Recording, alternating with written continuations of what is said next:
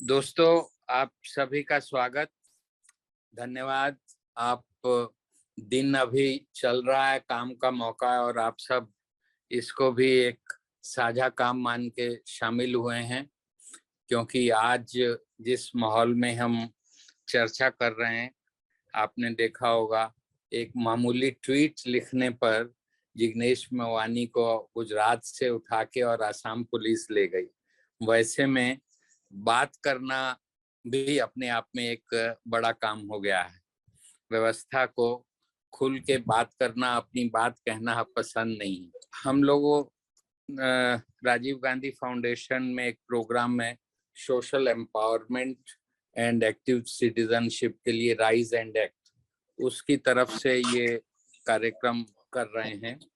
इसमें इस बार अगली 3 जो टॉक्स हैं वो बाबा साहब अम्बेडकर से जुड़े हुए विषयों पर हैं। एक डिग्निटी और आइडेंटिटी डेमोक्रेसी के सवाल पर है और एक बाबा साहब की विचारधारा का परिवर्तनवादी विचारधाराओं से क्या रिश्ता था, इस पर है। हम लोगों की कोशिश रहती है कि आस्था और विवेक के बीच में जो कई बार द्वंद्व हो जाता है और राजनीतिक आंदोलनों में लोग आस्था को अंधश्रद्धा तक ले जाते हैं और फिर बदलते समय के साथ चीजों को बदलते नहीं हैं। तो ऐसा हम चाहते हैं कि एक आस्था और विवेक का द्वंद्व चलता रहे, ताकि आस्थाओं को मांझते रहें, समय अनुकूल बनाते रहें और अपने विवेक का इस्तेमाल, जो भी हमारी विरासत है वैचारिक राष्ट्रीय आंदोलन की, चाहे वो सामाजिक आजादी का आंदोलन रहा हो, चाहे वो राजनीतिक आजादी का ब्रिटिशर्स के खिलाफ आजादी की, ये दोनों धाराएं कहीं समानांतर चलती थी और कहीं जुड़ भी जाती थी। तो उस विरासत को हम लोग जिंदा रख सकें और वो भविष्य की दृष्टि बनाए हमारी, इस निगाह से हम ये कार्यशालाएं जूम वेबिनार कर रहे हैं। आज के मुख्य वक्ता हैं जिनके आधे घंटे के लगभग व्याख्यान के बाद हम चर्चा करेंगे और मुझे देख के अच्छा लग रहा है कि काफी विद्वत जन इस गोष्ठी में शामिल हैं। हरीश वानखेड़े जी, जो जवाहरलाल नेहरू विश्वविद्यालय में सेंटर फॉर पॉलिटिकल स्टडीज में पढ़ाते हैं और बाबा साहेब की विचारधारा, जाति, अन्य ग्लोबलाइजेशन, इस तरह के सवालों पर वो आम लोगों के लिए भी लिखते हैं। इंडियन एक्सप्रेस, हिंदुस्तान टाइम्स, ये अखबार अंग्रेजी के हैं, लेकिन वो मराठी में खासतौर से सकाल में अक्सर लिखते हैं, जो महाराष्ट्र का बड़ा अखबार है। तो आज जब बोलने का ये आग्रह हुआ तो चॉइस ये थी कि या तो वो अपनी मातृभाषा में बोलें अपने को अच्छे से व्यक्त करने के लिए, या अंग्रेजी में। तो ये हुआ है कि वो अंग्रेजी में अपनी बात रखेंगे। आशा है जो हमारे कुछ जो अंग्रेजी हटाओ आंदोलन के दोस्त लोग हैं वो क्षमा करेंगे, और मैं अपनी इस विषय पे कोई टिप्पणी बगैर ही उनसे आग्रह करूंगा कि वे अपनी बात शुरू करें, क्योंकि जिस तरह से मैंने उनको सेमिनार्स में सुना है तो उनकी बात में एक ताजगीपन होती है, कोई भक्ति गायन नहीं होता। जो मेरा जो राजनीतिक जन्म और शिक्षण है वो लोहिया की समाजवादी धारा में हुआ है, और उसकी मैं एक तकलीफ से ये स्वीकार करना चाहता हूँ कि कई बार अगर आप सिर्फ लोहियावादियों की बैठक में हो तो लगता है कि समाजवाद की बात लोहिया जी से शुरू हुई और उसका नतीजा देख रहे हैं कि आंदोलन के स्तर पे वो लोहिया जी के साथ लगभग खत्म होती नजर आ रही है, बहुत क्षीण हो गया है वो आंदोलन। तो इस तरह की भक्ति भाव से कोई भी आंदोलन आगे नहीं बढ़ सकता। और हरीश जी को मैंने कुछ सेमिनार्स में सुना है, जिस बेखौफ ढंग से वो अपने सत्य को उजागर करते हैं और पूरी विनम्रता के साथ, और जो असहमत हैं उनसे भी पूरे प्यार और अपनेपन से जिस तरह से संवाद करते हैं, वो अपने आप में एक अनुकरणीय है विमर्श के लिए तेवर। मैं इन्हीं शब्दों के साथ उनसे आग्रह करता हूं कि वे अपनी बात रखें। हरीश वानखेड़े जी। Thank you, Vijay ji. Thank you very much.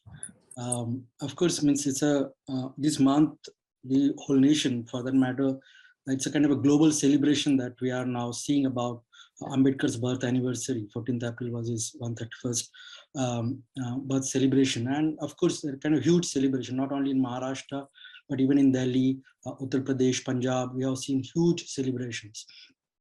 And while we know that these celebrations are there, we also know that, as you also started your introduction with that particular note, that we are, of course, living in a very, very depressing condition, that the situation, political or social situations, are such that the kind of a clamp down that are there on our freedom of expressions, or in, for that matter, general concern about human rights, there is some kind of a very deplorable situation.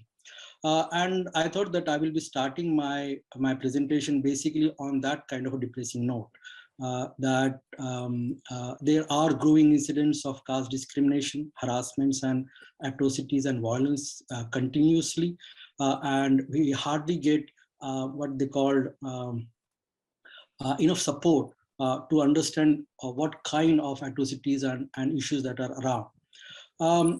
Like to start with, the very important case that recently happened in Rajasthan about the killing of a Dalit man for only donning a mustache, or in Gujarat, a Dalit boy is killed because he was riding a horse, or in Maharashtra, a Dalit young boy was killed because he was playing an Ambedkar's follow tune on his phone. Or you must be knowing about that very brutal Hathras rape and murder case where the Dalit girls were brutally murdered and burned out. So in that kind of a situation, we are basically thinking about Ambedkar, and the topic which has given to me to speak about something kind of a very, very broad and kind of heavy topic for me, suggesting that Ambedkar, democracy and the future of the Dalit politics. And again, the other time, one of my friend was also asking me the same, that do you still think that we can speak about the future of Dalit politics in India? Don't you feel depressed and sad about the conditions in which the nation is kind of grooming up? So there is, of course, a kind of deplorable and depressing condition in which we are thinking about democracy, in which we are thinking about Ambedkar's thought, and of course the kind of future that is very much around. So I'm very thankful to Dr. Vijay Pratap Singh ji that he allowed me to speak on this particular note, and the kind of discussion that are again going on across the belt about the Dalit question, about the caste question, and Ambedkar's relevance in today's time. I think this is a very, very important event, and the concern that has been kind of suggested. I think there is a requirement to have more and more discussions and debates on this issue. So what I thought I will be doing is to think about three major themes, or kind of a small map about how Ambedkar thought about the Dalit question, and of course the contemporary map, that what has happened to that imagination, that concern or the vision that Ambedkar thought is crucial for modern India. And those who have read anything about Ambedkar or his social work, we all know that the beginning of the social justice mobilization or movement started with what they call claim for basic human entitlements, suggesting that the way traditional Brahmanical society looked down the untouchable caste, and the kind of impossibility of those castes to emerge as normal human being, and the kind of dislocation or marginalization or kind of a perpetual exclusion of a very, very huge mass of people outside the civil and economic life. That was the acknowledgement that Ambedkar proposed at the first. That one has to acknowledge that the society, the Hindu society in general, has some kind of a problematic social order, and in that social order, the worst are of course the untouchable caste, and therefore claiming that the entitlements or rights should not be the privileged of the few, but it should be distributed equally amongst all, including what they call the untouchable caste. And therefore, the battle was started with what they call basic human entitlements, the foundational human rights, equal rights for that matter. And those rights are just imagine the kind of rights that Ambedkar was asking for. Rights for education, or equal wages, or temple entry, or even to wear good clothes, or to have proper housing, or the famous Chaudhar Talao agitation to have right over drinking water, or for that matter, even to ride on horse or keep a mustache. So you will not feel that they are part of the conversation in a civilized society. That can a civilized society even think about a society which feel sad or agitated just because somebody is keeping a mustache, or wearing good clothes and eating well at home. So that kind of hatred and prejudices and kind of a complete nausea was around certain communities and caste, and against that kind of value, Ambedkar thought that there is a requirement of what we call a statement about human rights, that the absence of human rights, the absence of human value, the complete erasure of what you call the basic human entitlements to a community. Ambedkar tried to bring that particular idea into the nationalist discourse and suggested that without this kind of without addressing this social problem, without registering that this is one of the most important social malady that has tormented this nation for such a long time, and without addressing that kind of social malady, it is impossible to imagine freedom, imagine equality for that matter. And therefore, the foundational battle for Ambedkar was, of course, to suggest the nation state that a large majority of the people are outside the purview of human rights, outside the larger location of what is called human entitlements. They are not even treated as human, and therefore the first battle is to acknowledge that these people are humans, they require human rights, and they are basically needed human entitlements. So that was the function, that was the bedrock on which Ambedkar imagined the new India. And therefore, you'll find that for a very, very long time, Ambedkar was seen as the what you call scholar or a philosopher or a political ideologue or even leader of a community which was completely marginalized, depressed, and living in a very, very precarious condition. And therefore, this idea that India needs the value of social justice, that large number of people are socially marginalized, economically somewhat what you call exploited, or there is there is an absence of fraternity within such a large pool of mass, and therefore without the idea of social justice, building a nation will be a very, very difficult task. And Ambedkar suggested that without that particular value of social justice, the connectivity, the social connectivity, the requirement of a collective enterprise will be extremely difficult. And therefore, the first claim of Ambedkar's in his social movement was to imagine the idea of fraternal association, that India needs a fraternal value, and without and if the practice of untouchability, if the practice of caste differences or the compartment of caste remain entangled or not settled, the making of India as a fraternal, as a collective nation, as an integrated nation will be impossible. And therefore, he was of the opinion that without addressing the social question, without addressing the issue of caste inequality, without addressing the foundational value of human rights, any other program for liberation or revolution will have a very, very limited impact. And therefore, the battle started with the idea of basic entitlements for everyone, including the untouchable caste. Second step was, of course, what I think that beyond the idea that we all are humans, that we are part of a common nation. Ambedkar also thought that the modern India is not only about the idea of citizens, but is also about the celebration of the diversities, the cultural values, and multiple kind of phenomena that are around in that nation that creates the idea of India.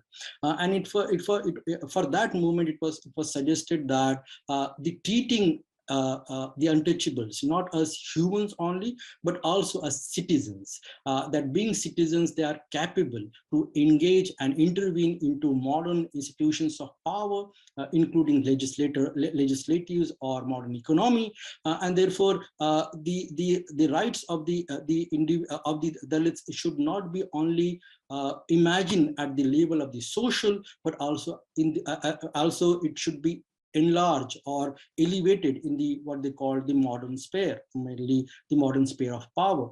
And therefore Ambedkar thought that without engaging the Dalits into the newer arena of life, of modern life, mainly the modern institutions like legislative power, politics, elections, or even for that matter, education and new urban jobs. Without engaging the Dalits into that particular, that new phenomena that is basically invited India to enter into the modern world. Without that engagement, it is difficult to have any value of human life. And therefore, it was suggested that Ambedkar was keenly willing to work on the idea of participation and recognition. A recognition on the sense that a large majority historically been deprived and perpetually neglected by the ruling classes for a very, very long time. And because modernity provided you a new sense of life, new idea about nation, the modern institutions of power, as I said, that part of time mainly legislative, they should be open for the deprived communities. And in that kind of participation, with the participation of the deprived communities into the national building process, a new national identity can be created. And therefore, it was suggested that the nation building process should not be the what you call controlled or hegemonized by one section of the community, but the marginalized people, the deprived societies, or the untouchables even can participate in the idea of nation building. And therefore, the nation requires what he called the policies of social justice. Reservation policy became one of the major tasks of formulating the idea of modern nation state, by which the inclusion, the participation, the connectivity with the deprived section can be ensured by the state. That state will ensure that the state will not be exclusively controlled by some, but it will have some kind of inclusive apparatus which will invite the historically marginalized people into the domain of power, and with their negotiation and with their claims and with their participation, a new idea of new nation can be measured. And through that, the idea of social justice being the one of the crucial cornerstone of modern India, apart from many other important modern values like secularism or federalism for that matter, or even Nehruvian socialism. We also understand that there was a consensus that social justice, the policies of inclusion should be the bedrock of the new nation, and without acknowledging that any modern institution required that participation and engagement from the worst of societies. And without that participation, every institution will again be the same which was there at the earlier times. And therefore, the second aspect of his political or social mobilization or movement was important, where the idea of social justice as a crucial aspect of the modern constitution, as an institution, as a modern constitution which will protect and promote not only the human rights of the untouchables, but also ensure their participation and recognition into the modern sphere of institutions. And that become a very, very important aspect in Ambedkar's initial work.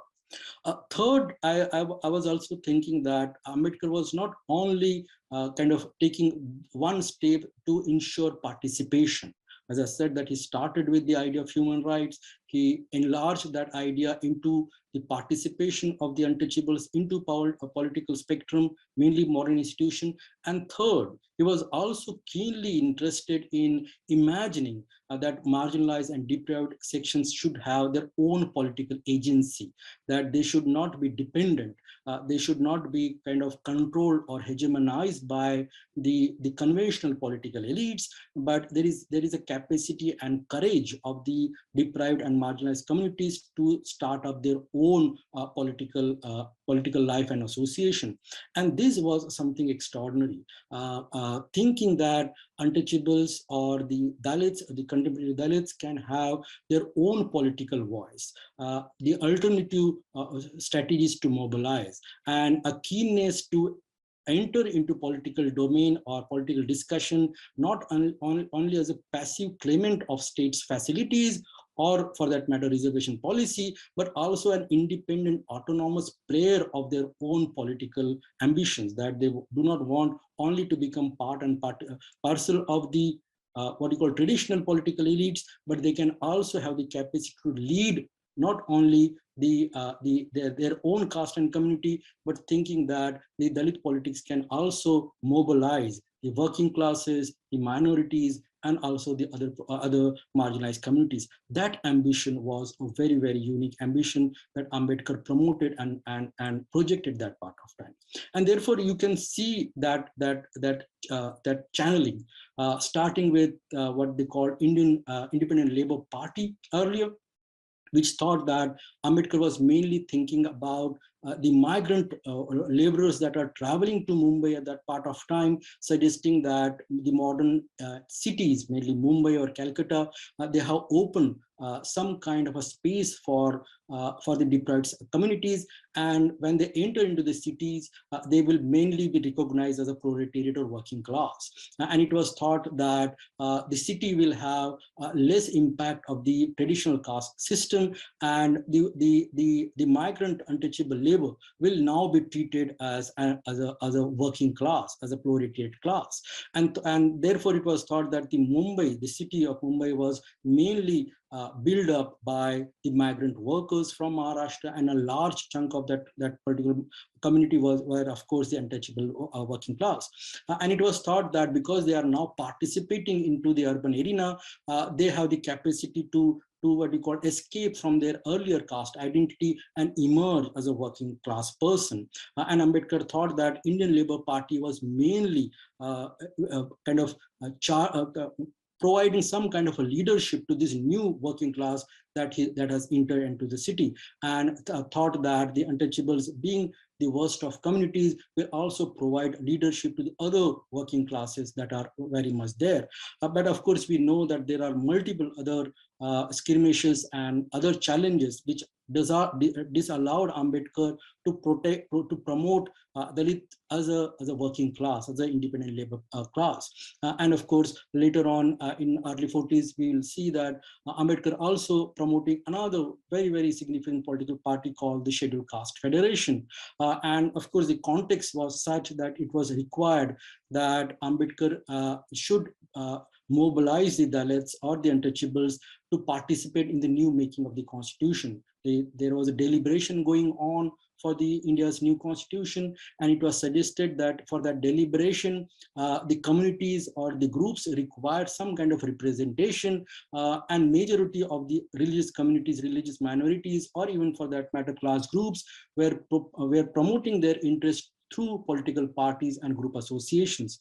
Ambedkar thought that in that deliberation, the untouchables required some participation. And through that, it was suggested that the Scheduled Caste Federation was formed so that the exclusive demands and claims of the untouchables can be represented in that particular deliberation. And of course, Ambedkar did a very, very important contribution in suggesting that the marginalized caste, mainly the untouchables, including the tribals and the backward communities, required some kind of a representative value.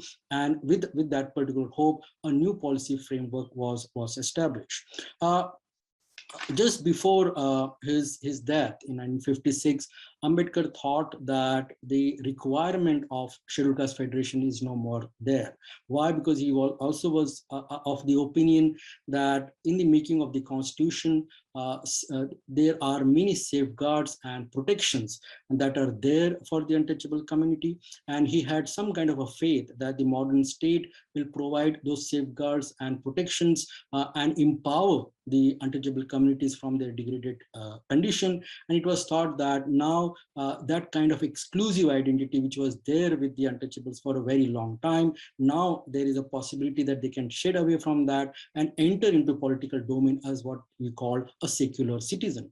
And through that, it was thought that the Republican Party of India, which at the end of his life, Ambedkar proposed that the new party will be a Republican Party of India. It was thought that this party will not be just an exclusive party of the ex-untouchables, but it will be a party of multiple deprived section, mainly religious minorities, working classes, other socially marginalized groups, and led by what we call the ex-untouchables. And it was thought that this will be a secular socialist outfit, which will participate in electoral politics with all its courage and capacity, and will try to bring a new transformative politics or democratic consciousness among the marginalized communities. And through that, I thought that it was a kind of a new beginning, which Ambedkar thought that Dalits or the marginalized communities require some kind of independent valuation about their courage and capacity.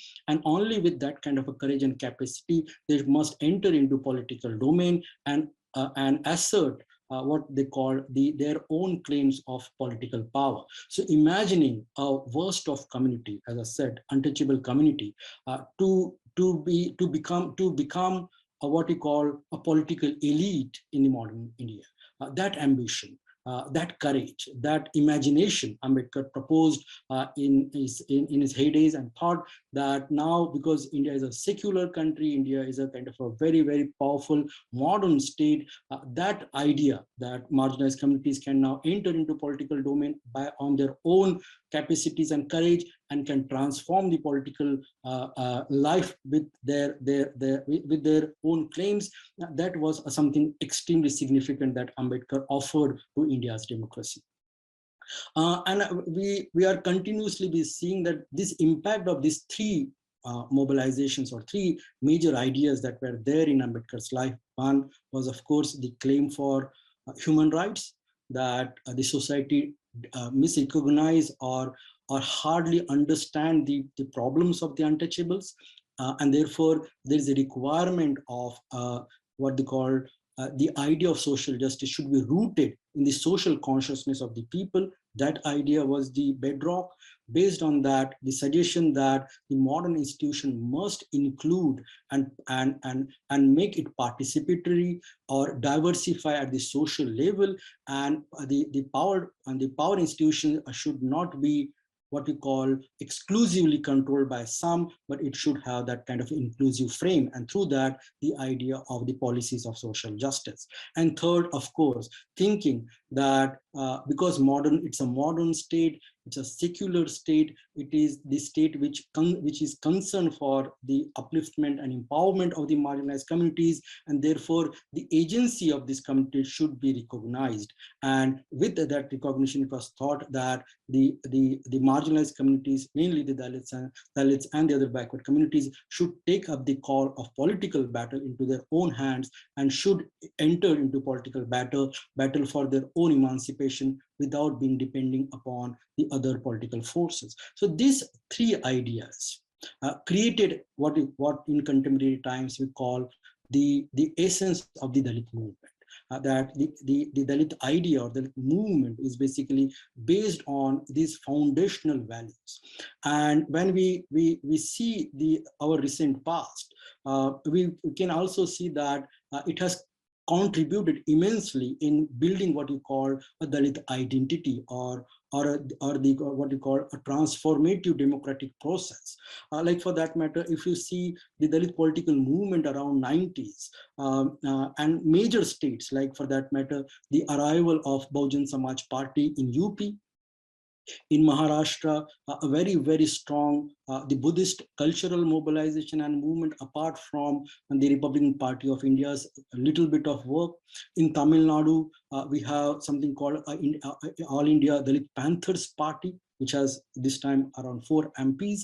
In Bihar, the mobilization by the extreme left group, by what they call the Naxalite groups, and of course,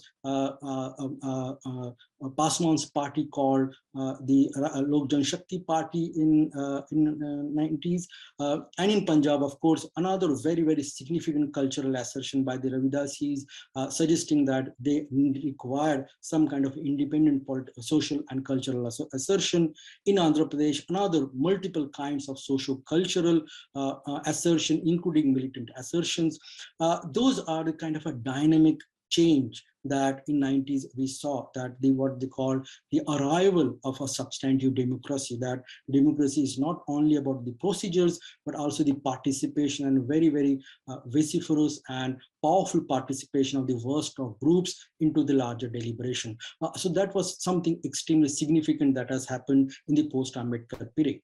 But we also acknowledge that this recognition is also somewhere limited. Like for that matter, there is also an absence, or what we call passive presence, of the Dalit consciousness in state like West Bengal, where there is huge, what you consider the scheduled caste population, or in state like Orissa, where 40% of the population is basically dependent, what is called the scheduled caste and the scheduled tribe population, or in Madhya Pradesh, similar trajectory is there about the population. And even in Karnataka, we'll find that the Dalit mobilization is always almost absent.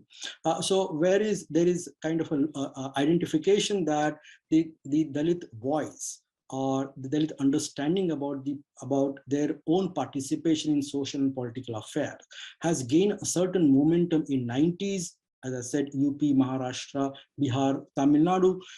But we also know that it is not a national phenomena. Major states where there is a significant Dalit population, the consciousness, what in general we call an Ambedkarite social justice consciousness, or a political consciousness, that never took place in a very, very significant way, where it is somewhere where it is little passive and limited in arranging their political claims in West Bengal, Orissa, Madhya Pradesh, and Karnataka. Further, it was also suggested that these Dalit political mobilizations are heterogeneous in nature. They are plural. They are almost kind of support what they call the federal identity of the nation, that the possibility to unify all these segments, the federal segments, into one was always a kind of a claim, but it never happens. And therefore, the idea that Dalit lacks what you call political unity or a comprehensive national agenda, that there is kind of bifurcations, segmentations, and even factionalism within Dalit politics for a very, very long time. And therefore, the capacity of the Dalit movement to mobilize other important social segments like the other backward communities, Adivasis, or even for that matter, the backward communities, that always become a limitation. And for a very, very long time, the Dalit politics is relegated or criticized for being a caste party, or doing caste politics or identity-based politics. So that relegation, that criticism is a very, very powerful criticism that has emerged in the recent times. The revolutionary or transformative potentials that which Ambedkar imagined Dalit politics were, of course, not been what we call not been successfully happened, and therefore this criticism has some kind of a value, that the Dalit politics which emerged on the democratic forum, the democratic sphere, with a very, very what you call loud promise that it will it will be transformative, and it will have some kind of a collective aspirations of all the marginalized communities, including religious minorities, and it will lead that transformative politics into a new future. That idea was very, very promising, and but the reality is somewhere distinct from that. The reality is, of course, that there is no national Dalit political mobilization today. There are fragmentations, and of course, there is a kind of very, very strict relegation that Dalit politics mainly about the aspirations and the concerns of one particular caste and community. And therefore it was suggested that the relegation or the deprivation of the Dalit politics happened just because of such kind of a negativity that are now continuously being attached with the Dalit politics now. While saying that, it is also acknowledged that the Dalit politics has relegated not only by that. We'll also find that the arrival of the right-wing politics in probably in last 2 decades, that particular politics also was such an we created such a Machiavellian strategies that was basically not been answered by the Dalit politics or Dalit social movement for a very long time now. The right wing, mainly the Hindutva politics, the way they engaged with the Dalit communities, mainly on the basis of what we call the cultural strategies, suggesting that a large chunk of the profits that are offered by the modern state, mainly the profits of the reservation, education, employment, are often being controlled and hegemonized by one or two major communities within the scheduled caste. Like for that matter, it was suggested that the Mahars in Maharashtra are often been seen as the appropriator of the profits that are given by the state, and whereas the other communities does not have that kind of a capacity and participation into modern institutions. And through that binary was crafted between what you call Mahars and the non-Mahar Dalits. And through it was suggested that the right wing is continuously been doing this kind of a cultural antagonism between the Dalit caste across. Like for that matter, in UP, the challenge against the Jato leadership, or in Bihar, the relegation or target of the Pasmans in general, or in Andhra, the Malas for that matter. So you'll find that somewhere this idea that there is some kind of a creamy layer within the Dalits has been fabricated continuously by the right wing, and it was suggested that against that small fabrication, a large majority of the Dalits are being mobilized by the right wing, and there is a kind of a breakage or rupture between the Dalit what you call unity, social unity. It was also suggested that the way right wing adopt cultural strategies, like for that matter, participating in the social rituals, festivals, and many other such phenomena through which the lower sections of the untouchables, or that is for that matter, has continuously been mobilized under the right wing facets. And through that, it was suggested that there is a right wing shift of the Dalits that is taking place in the recent times. Third, it was also suggested that the right wing is very, very powerful in what they call appropriating Ambedkar. That the way Ambedkar has been seen, and it was suggested that Ambedkar is not only a leader of the socially backward people, but he's a nation builder. And based on that kind of a nationalist aspiration, it was suggested that he was anti-Muslim, or he was part of what you call the grand Hindu civilization ethos, and therefore he has chosen Buddhism because he was kind of alienated by, or has some kind of a difficulties to understand the validity of Christianity and Islam, and therefore he was totally Indic in nature, and therefore Buddhism became the part of what we call the nationalist ethos. Now, and that with that kind of a suggestive argument that Ambedkar has some kind of a deep linkages with the reformist Hindu sect. And through that reformist Hindu civilizational values and his critique of the fundamentalist nature of the Islam, it was often been suggested that Ambedkar is part of the larger domain by which Ambedkar can be appropriated. And through these values, we can see that there is a new model of Dalit mobilization that is taking place. And through that, what you call the impossibility or the limitation of the Dalit political parties to understand these strategies that right wing is continuously been hopping in major state. UP is one of the major example of such cultural strategies. And through that, it was suggested that the decline of the Dalit political movement in the recent times, and that the powerful movement which we saw in the 90s, now in every other state, there is a kind of a limitation, decline, on almost dismissal of the Dalit political mobilization. Why? Because it was suggested that the right wing is mainly engaging with the scheduled caste in a very Machiavellian cultural manner, and through that a mobilization is taking place, and through that a new Dalit politics is now coming up. And therefore the relegation or the depression within the Dalit political movement. This is a kind of a recent phenomena that I thought that I will be highlighting.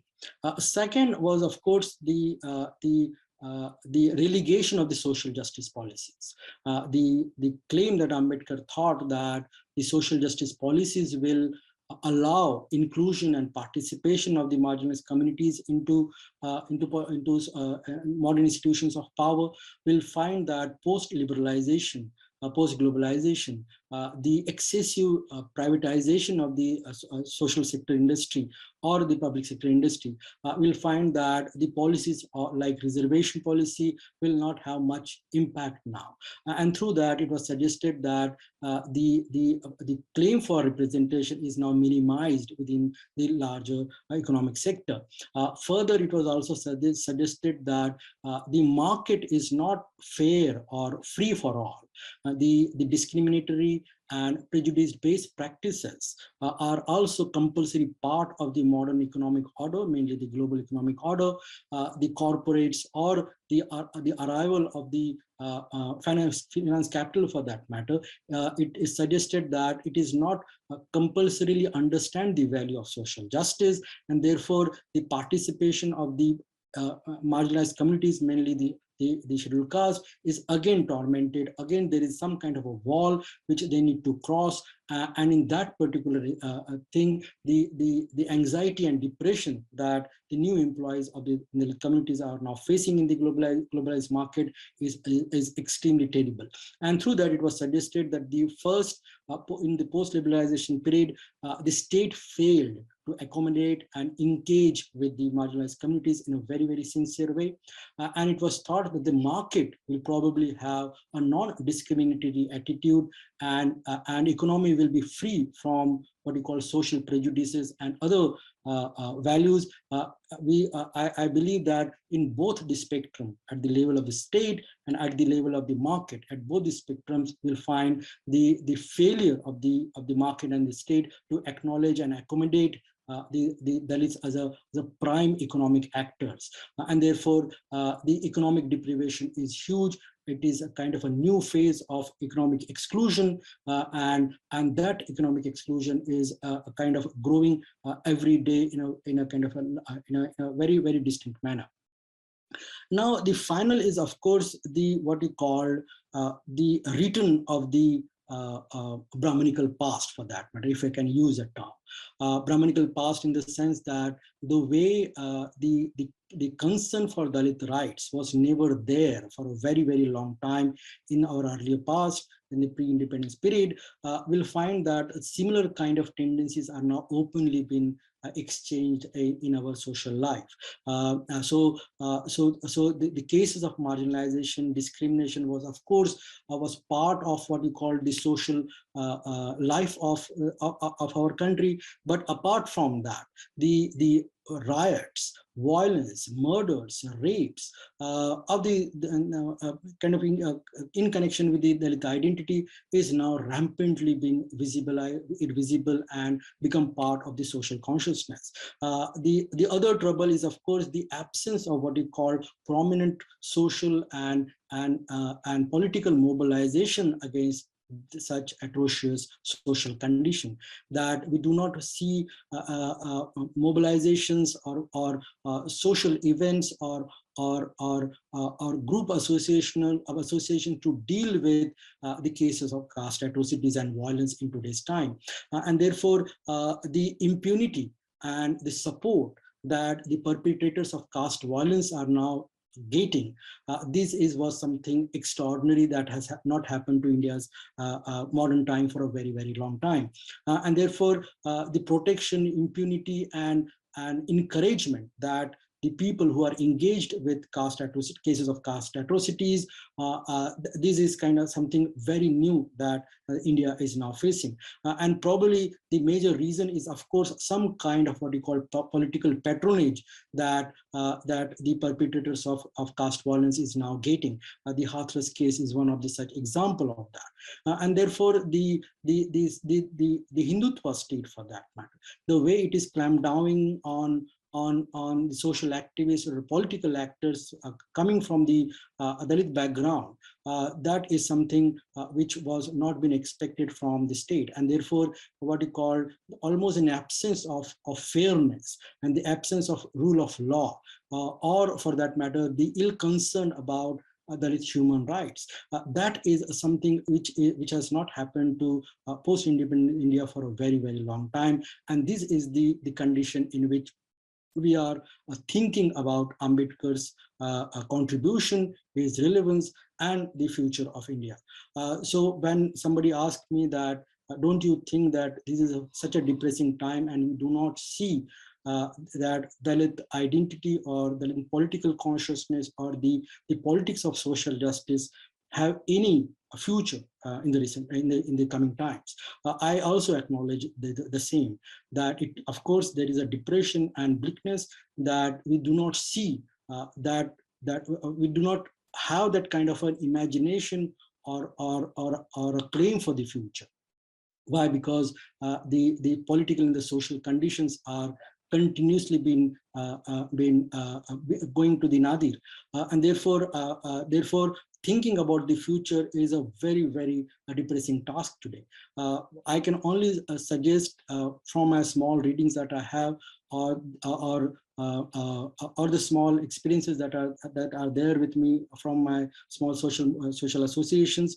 I can only suggest that probably there is a requirement of a deeper and possible engagement of multiple social and progressive groups to understand the issue of caste, and mainly about what we call the idea, the concern vis-a-vis the caste atrocities. So a national agenda on caste atrocities and other marginalized backward communities, that idea required a national platform, which is of course not there. As I said, that the concerns are often regional or often local, but the way Ambedkar tried to build some kind of a national identity and create a national phenomena around the Dalit identity, I think there is a requirement that the caste question and the question of caste atrocities required a national picture where these issues can be deliberated and discussed in a freer and fairer manner. And through that, a deliberation about the idea of social justice, that what is the requirement of social justice policies in today's time, in the post-globalization time. Is the participation and the idea of inclusion has no meaning in the post-globalization time, and therefore revisiting the idea of social justice also important. Third, again, the importance of which Ambedkar at the end of his life was thinking, to understand the political agency of the Dalits. That do you think that now they should become part and parcel of the what we call mainstream political forces, and the capacity and courage which they have shown in 90s, that is now no more required. And therefore rethinking about the what they call the Dalit Bahujan political ideology, the requirement and relevance of that identity in the recent times.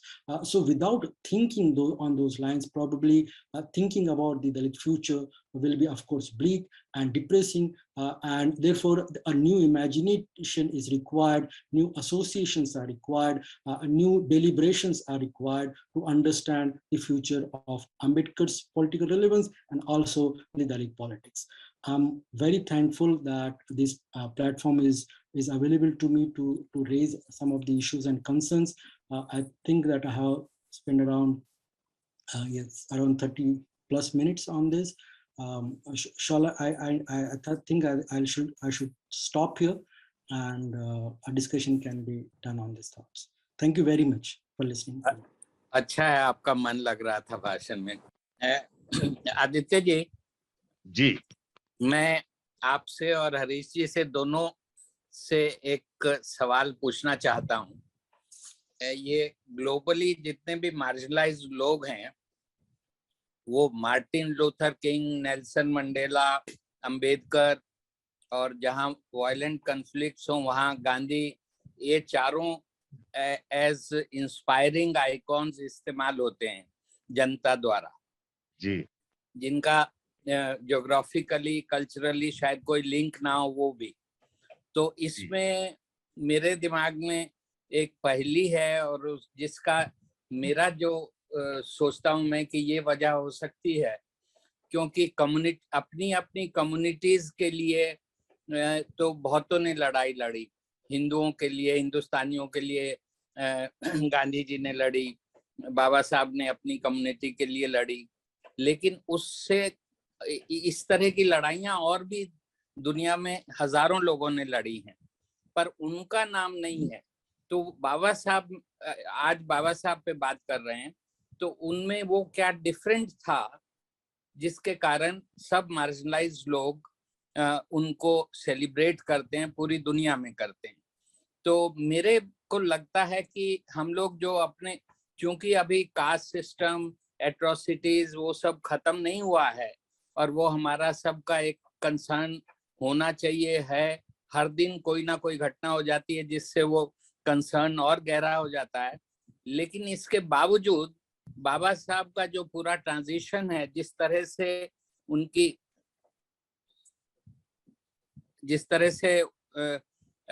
उनकी जो राय थी कांग्रेस के बारे में, गांधी जी के बारे में, उसके बावजूद उन्होंने कॉन्स्टिट्यूशन की ड्राफ्टिंग कमेटी का रोल एक्सेप्ट किया इन लोगों के कहने पे, अपने उनके परसेप्शन में ही जो उनके विरोधी थे। तो ये जो ट्रांजिशन है from working for the communities empowerment to work for the entire the whole called India at that time, तो ये लार्जर होल के बारे में जो अंडरस्टैंडिंग थी, जो उनका आर्किटेक्ट उन्होंने दिया, जिसमें वो शामिल रहे, शायद ये उनको एक सिटीजनशिप की जो एस्पिरेशन ग्लोबली है उसका वो लीडर उस कारण बनते हैं, और उसके बारे में हम लोग पासिंग में ही बात करते हैं, ऐसा मुझे लगता है।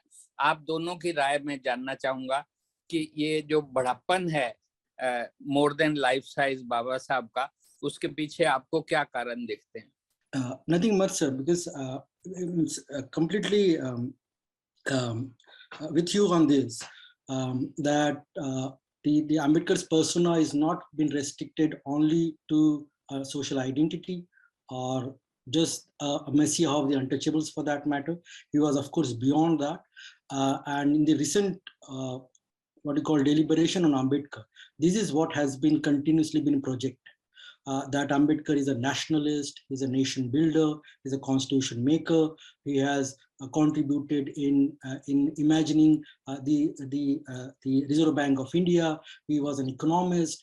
So there are multiple other variants which suggest that Ambedkar was beyond what you call beyond the idea of a Dalit Messiah. While saying that, I also somewhere thought that the question of social justice is the bedrock of Ambedkar's philosophy, Ambedkar's political leaning also. And without acknowledging that, without acknowledging the social question, building a kind of a rhetorical imagination about Ambedkar's persona as a great global figure, I think that will be a misreading. And therefore, Ambedkar cannot be read without his foundational association with the idea of social justice. The other are, of course, part and parcel of his grand phenomena. As I said, that calling Ambedkar as an economist or as a nation builder, that become, for me at least, that become little what you call little empty, little somewhere what you call celebratory, or even for that matter a heroic appeal, and therefore the substantive part of Ambedkar is often being sidelined because of that hero worshipping, that kind of celebratory attitude that we often attached with an Ambedkar. And therefore the core concern about the idea of social justice, the issue of caste inequalities, the question of social exclusion and marginalization, the absence of human rights, for that matter, for a large community thinking, living continuously, perpetually in fear and anxiety, that question.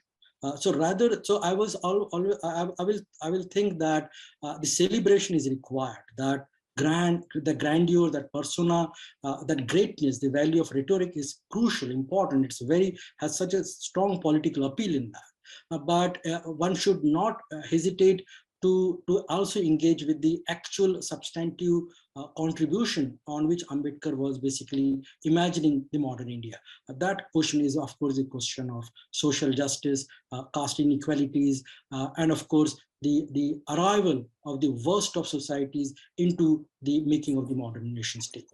I think that linkages is very important. मेरा सवाल शायद बहुत साफ नहीं था। ये जो मैंने सोशल जस्टिस पे तो लड़ाई मैंने कहा कि हो रही है, चूंकि वो अधूरी है इसीलिए हम उस पक्ष पे तो बात करते हैं, लेकिन जो ट्रांजिशन है, होल के कंसेप्शन से ही एम्पावरमेंट होता है। जो आपने अपने उसमें पासिंग में कहा कि जब उन्होंने पार्टी बनाई तो ये सोच के बनाई कि सिर्फ दलितों की पार्टी से नहीं चलेगा और मार्जिनलाइज को भी जोड़ना पड़ेगा।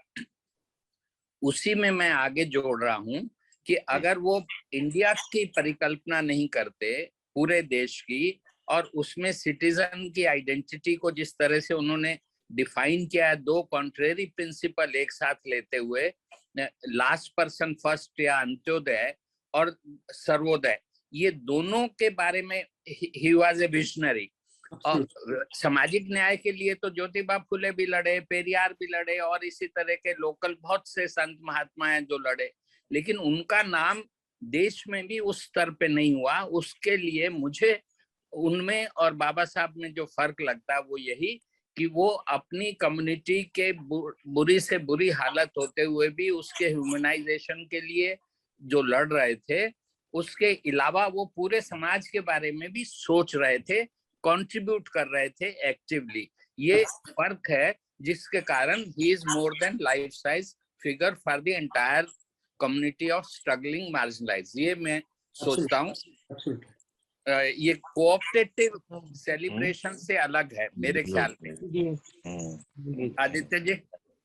हाँ जी बिल्कुल, मैं पहली बात तो मैं वेंकट साहब से बिल्कुल सहमत हूँ कि आप अम्बेडकर के नाम पे इतना ज्यादा सेलिब्रेट करने लग जाएं और हर गुण उन्हीं में ढूंढने लग जाएं और इतना ज्यादा इसको एग्जैजरेट करें कि जो उनका कोर आइडिया है उसी को भूल जाए, तो ये तो बहुत गलत होगा।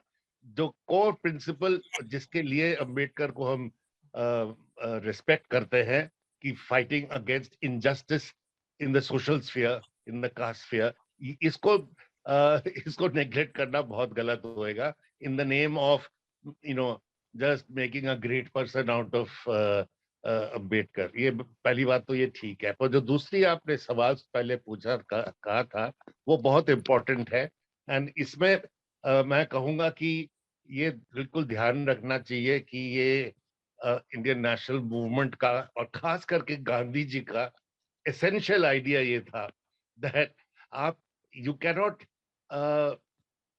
लिफ्ट द इंडिविजुअल और द अंत्योदय आप नहीं कर सकते जब तक the entire community is also willing. ये दोनों इंटरलिंक्ड है। अंत्योदय से ही सर्वोदय हो सकता है और सर्वोदय अगर होगा तभी अंत्योदय हो सकता है। These are interlinked concepts, and the reason why both Ambedkar, Gandhi, Martin Luther king जिनकी आपने जिक्र किया, इन सब में अगर एक कॉमनैलिटी है, और खास करके मैं कहूँगा गांधी और मार्टिन लूथर में तो है ही है, that the notion that you can prevent the oppression of the oppressor not only by organizing the oppressed, but also organizing and influencing the oppressor. This taking a picture of the whole, that is, the whole must participate in the salvation of the part. ये बहुत important कारण है, इसीलिए इनको याद करते हैं. पर अम्बेडकर को अगर कहें खास इसलिए याद करते हैं कि ऑन फोकसिंग ऑन इनजस्टिस, इन तीनों के जिनका आपने नाम लिए उनके सबका, I think that would be the critical element. पर आपने बहुत अच्छा इसको जोड़ा इससे दूसरे सवाल से कि ये the oppressed cannot, must of course organize to uplift its condition, but that by itself is not the answer. It must be done in association with the rest. And as for his writing the constitution, again it is a dual process. He was critical of the national movement, of several aspects of it, and certainly of Gandhiji, and yet it is Gandhiji's insistence that brings Ambedkar into the writing of the into the drafting committee, and Nehruji later bringing him into his first cabinet, etc. It is the idea on that side, and as well as Ambedkar's greatness, that he acceds and participates in the making of the nation. I think it is this dual function which must be recognized as extremely important. Thank you very much for letting me put in my one word in it. Thank you Aditya ji. हाँ, मेरा नाम अशोक शरण है. वानखेड़े जी इतिहास को लेके और फिर वर्तमान में आए हैं. देश की आज़ादी के बाद जब दलित समुदाय सेंटर के साथ जुड़ा, मध्यम मार्ग के साथ, कांग्रेस के साथ, और उसके बाद 30-40 साल निकल गए, और फिर कांशीराम जी के नेतृत्व में ये लोग दलित समुदाय इकट्ठे होकर और अपने एक पॉलिटिकल राजनीतिक शक्ति के रूप में सामने आया. अभी जब वानखेड़े जी दक्षिण पंथ की बात कर रहे हैं कि कहा उन्होंने, और ऐसा दिखाई भी दे रहा है, यूपी के इलेक्शन में दिखाई भी दिया है.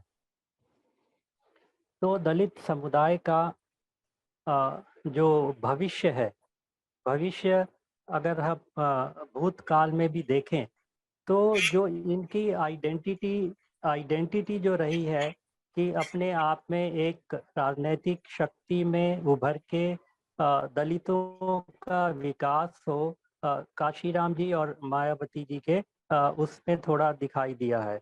लेकिन अब जब से दक्षिण पंथ का उभार हुआ है, राष्ट्रवाद का उभार हुआ है, तो वानखेड़े जी ने ठीक कहा कि वो दक्षिण पंथ की ओर उनका झुकाव हुआ है, और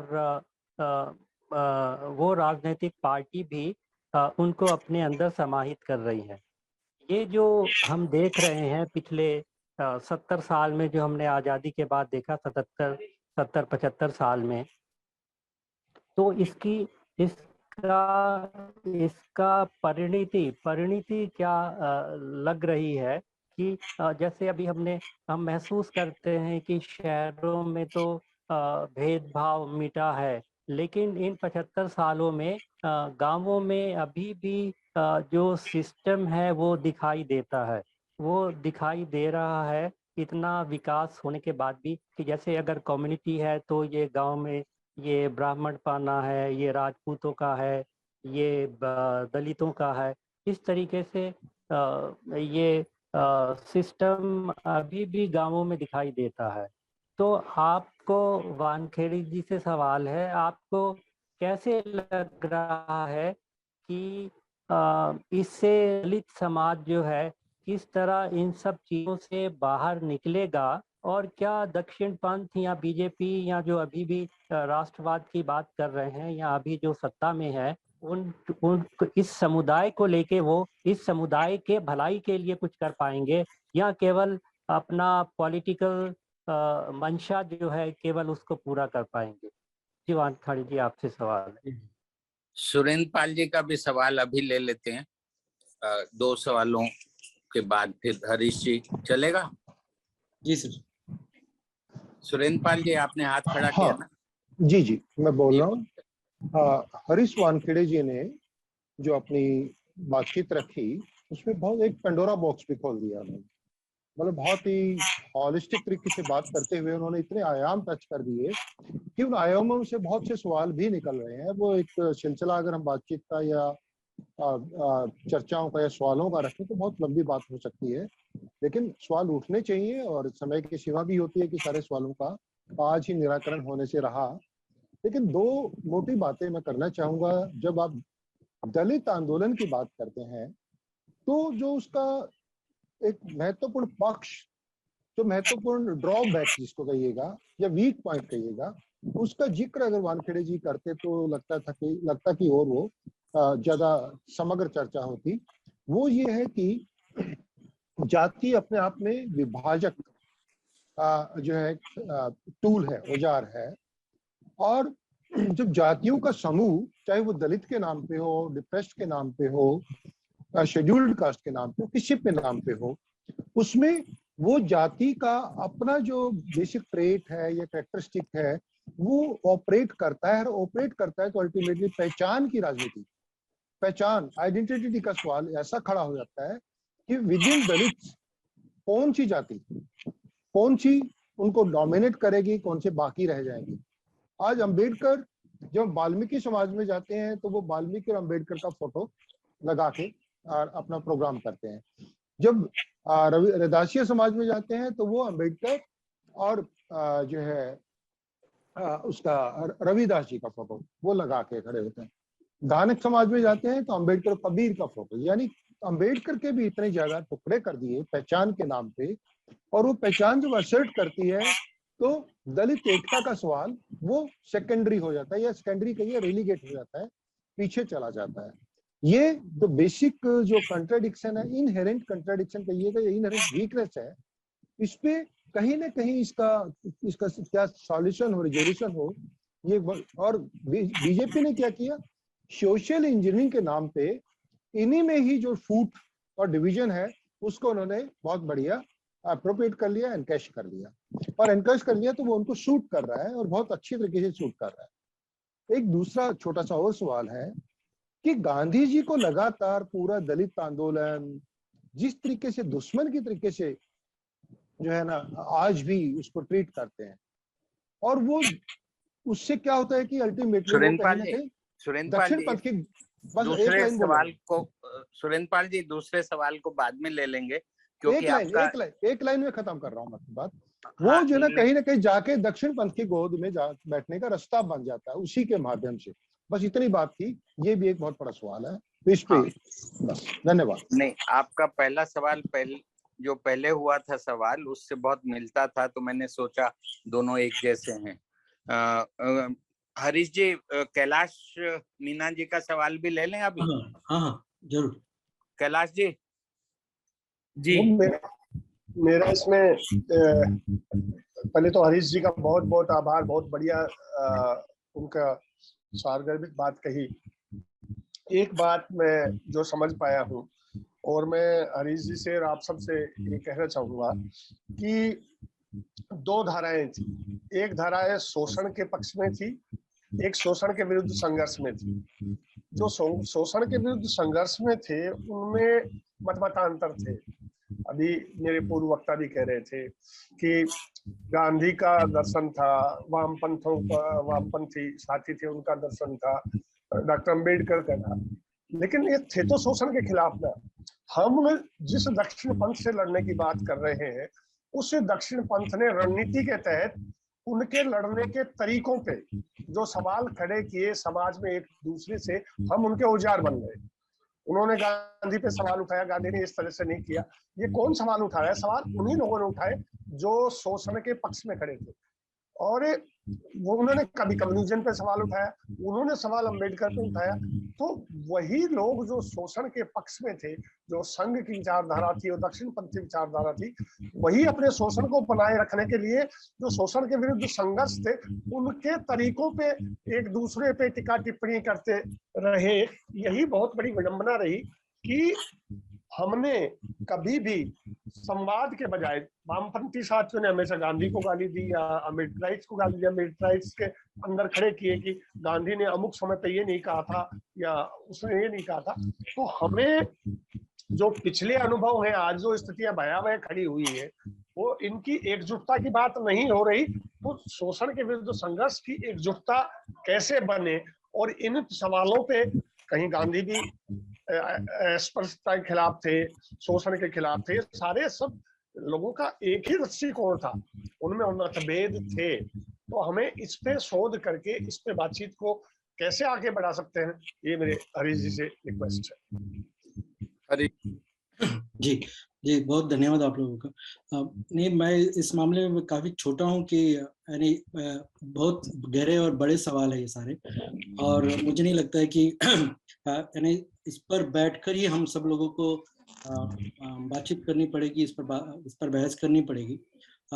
और खास करके जो दक्षिणपंथी है, जिसको हम लोग राइट विंग असर्शन कह रहे हैं, उसका जो उभार है इन दिनों, पिछले कम से कम 20 सालों में, उसका एक बड़ा कारण ही माना जाता है कि वो जाति व्यवस्था का पोषक है। यानी without understanding the caste fragmentation, the right wing can not sustain, can not perform. और इसीलिए मुझे लग रहा है कि जो एजेंडा था, जो सोशल जस्टिस मूवमेंट का एजेंडा था, वो एजेंडा इन जातियों के अंदर जो बिखराव है, वो उसको एक करना, उसके अलावा एकता सिर्फ और सिर्फ सामाजिक नहीं हो और राजनीतिक भी हो।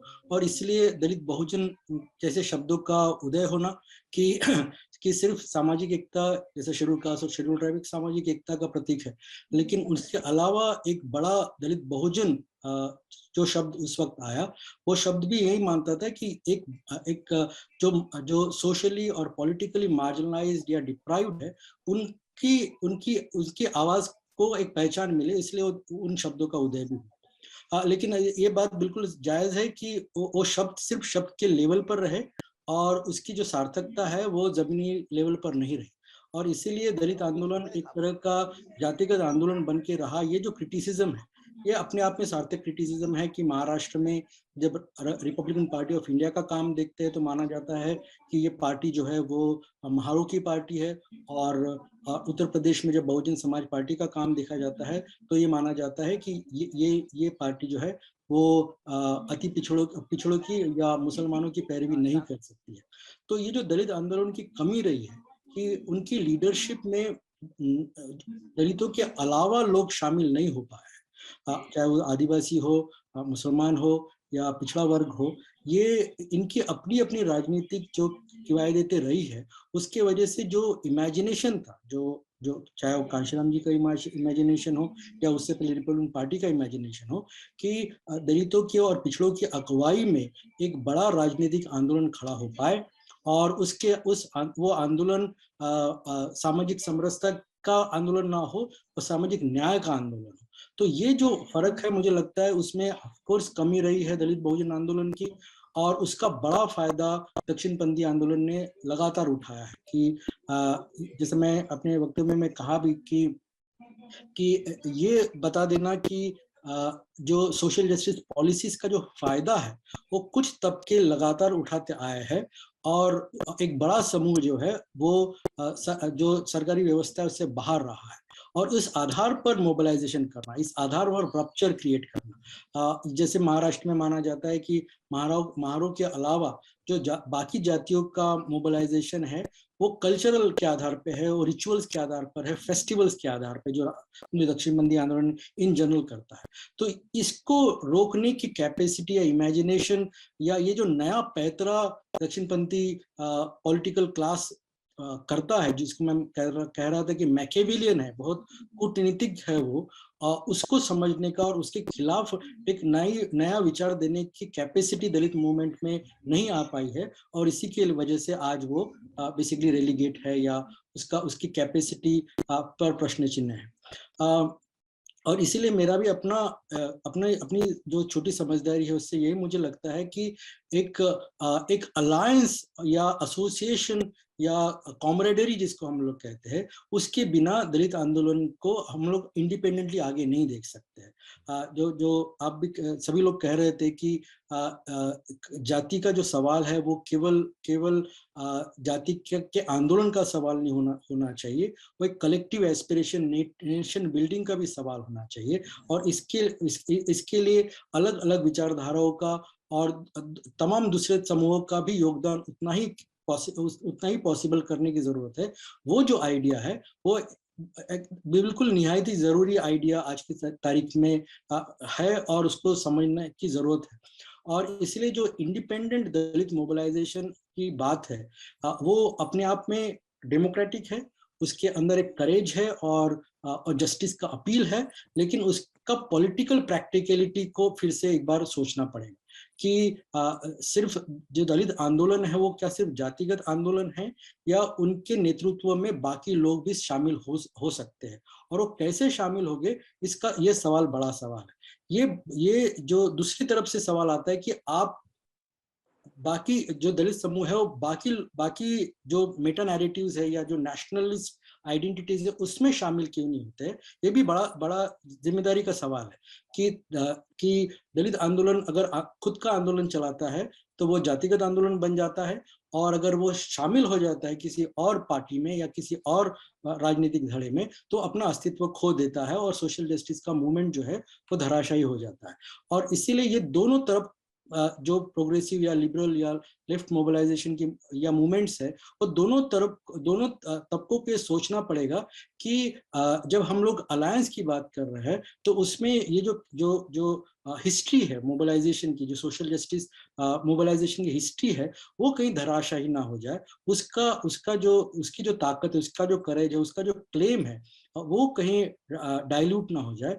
और जो दलित मोबिलाइजेशन है, सोशल जस्टिस का मोबिलाइजेशन है, इनको भी उतना ही ख्याल रखना पड़ेगा कि बिना अलायंस वो जो लार्जर देन लाइफ का पिक्चर है, खास करके नेशन बिल्डिंग और जस्टिस इन जनरल का जो क्लेम है उसको हम लोग हासिल नहीं कर पाएंगे। तो दोनों को ये दुविधा दूर करने की जरूरत है, जो बिना कोलैबोरेशन के, बिना डेलिब्रेशन के, बिना मुझे लगता है कि आमने सामने बैठे हुए वो बात होना बड़ा मुश्किल है। तो ये सिर्फ आपका सवाल नहीं है, मेरा भी उतना ही बड़ा सवाल है, और मैं भी इन सवालों से लगातार जूझ रहा हूँ।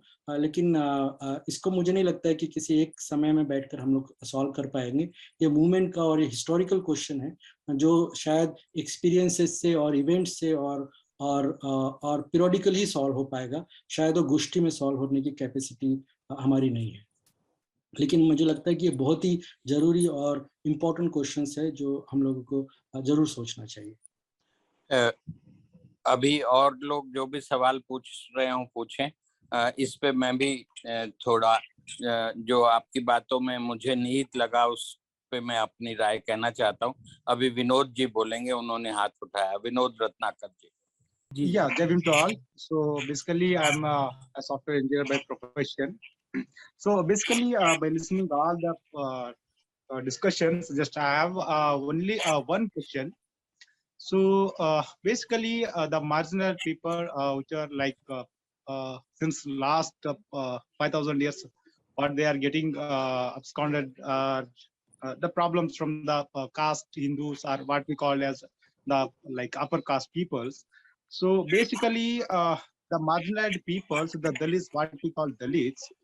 So basically, illiterate, I think, and even very little educated one. So my question is, basically, the marginalized people, the Dalit people, they only think Ambedkar in photos and in statues. So basically, they are not going through the ideologies of the Ambedkarism, and even they are not following. Basically, they look Ambedkar only in the photo and in the statues. And nowadays, every political parties are trying to get Ambedkar photo and Ambedkar statues everywhere in every political parties, and even extreme right wings also, even Bajrang Dal, Sri Ram Sena, the BJPs also, they were also celebrating the Dr. Bhimrao Ambedkar Jayantis. So basically, the people from a Dalit background are in confusion that which Ambedkarism is right, whether it may be right-wing political at the left wing, or the completely they forgot about the real Ambedkarism, or the foundation ideologies of the Ambedkarism.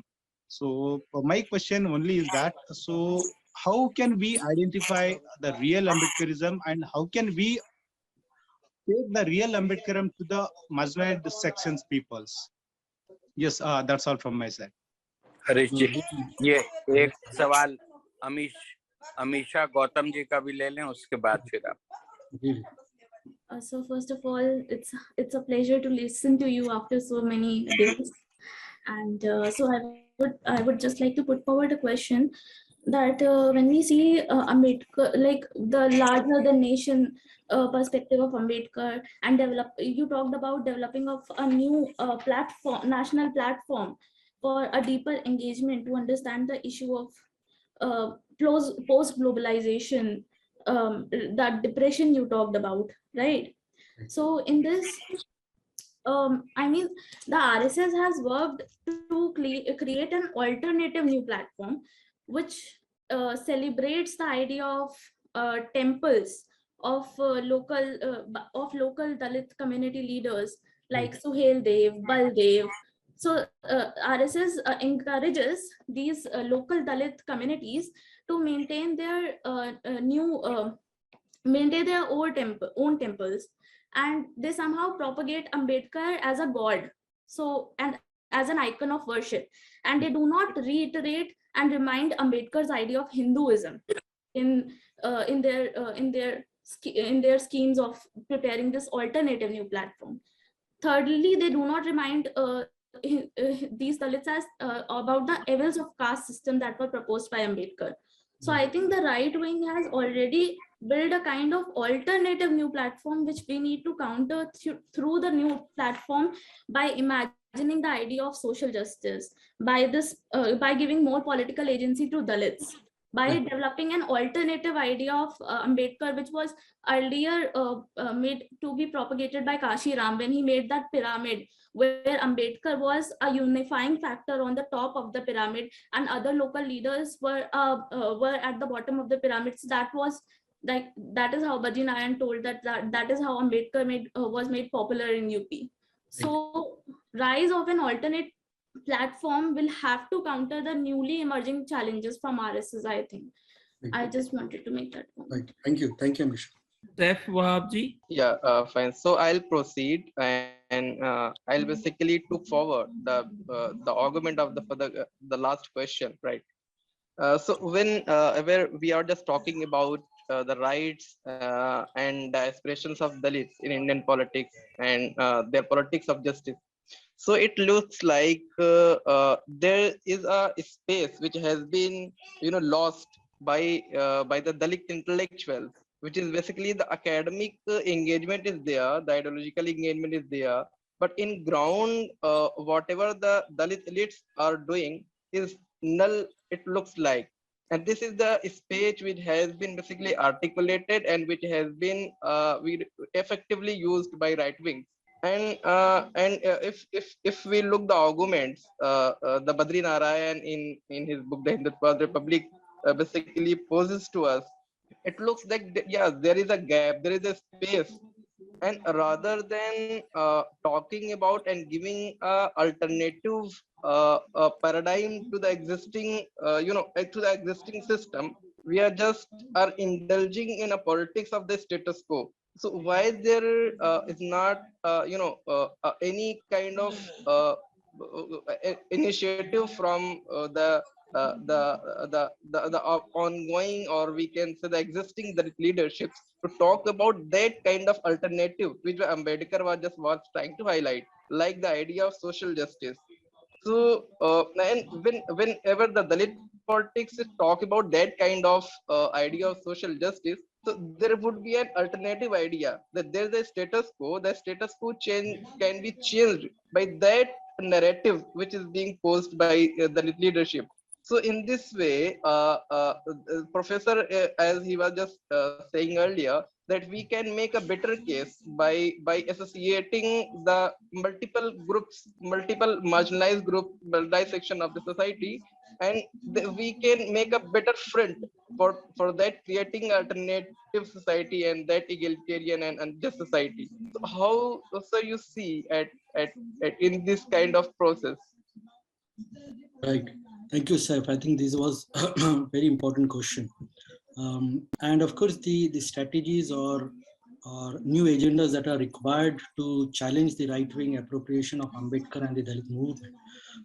Very few people are actually thinking on those lines. Like basically there is, at least within the academic circle, there is a new celebration that the phenomena that what we call the Hindutva rise basically happened because there is a new kind of Hindutva politics that has emerged up, what they call the subaltern Hindutva, or what Badrinaran called the fascinating Hindutva. Why?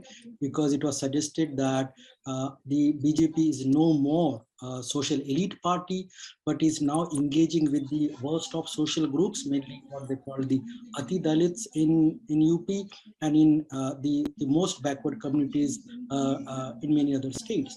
So you are right to acknowledge that the right wing is more creative and innovative when it comes to the idea of social engineering and democratic participation, and therefore probably the Dalit political parties fail to understand that particular phenomenon, that the Dalit identity should have that kind of a larger cooperative or engaging exercise within the Dalit mobilization, but that has not taken place for a very, very long time, and maybe because of that, the bifurcation or the ruptures that we are seeing in the Dalit unity today.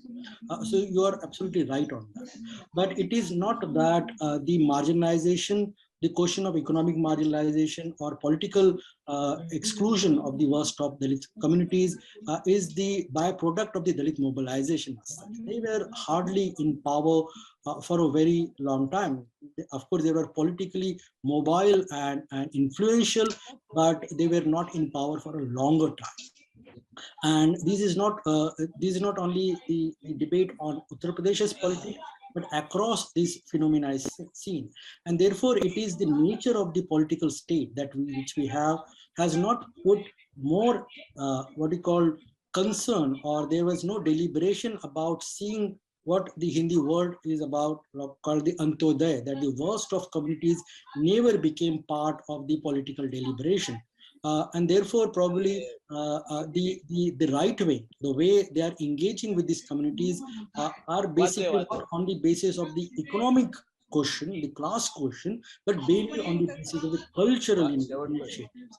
Like somebody suggested, the celebration of the local icons to engage with the community. So you will find that somewhere the right wing, the way they are engaging with the caste question is completely new and very, very Machiavellian and kind of a mechanical way to deal with the caste and community identities. And therefore, the contemporary Dalit movement, or even for that matter, progressive or the left movement, hardly had the answer to understand this particular phenomena. The possibilities, of course, to raise the issues of social justice and economic deprivation. Without that question, probably addressing the right wing will be difficult, and we do not have that kind of a what you call innovation and capacity to deal with the cultural strategies that the BJP is continuously been innovating.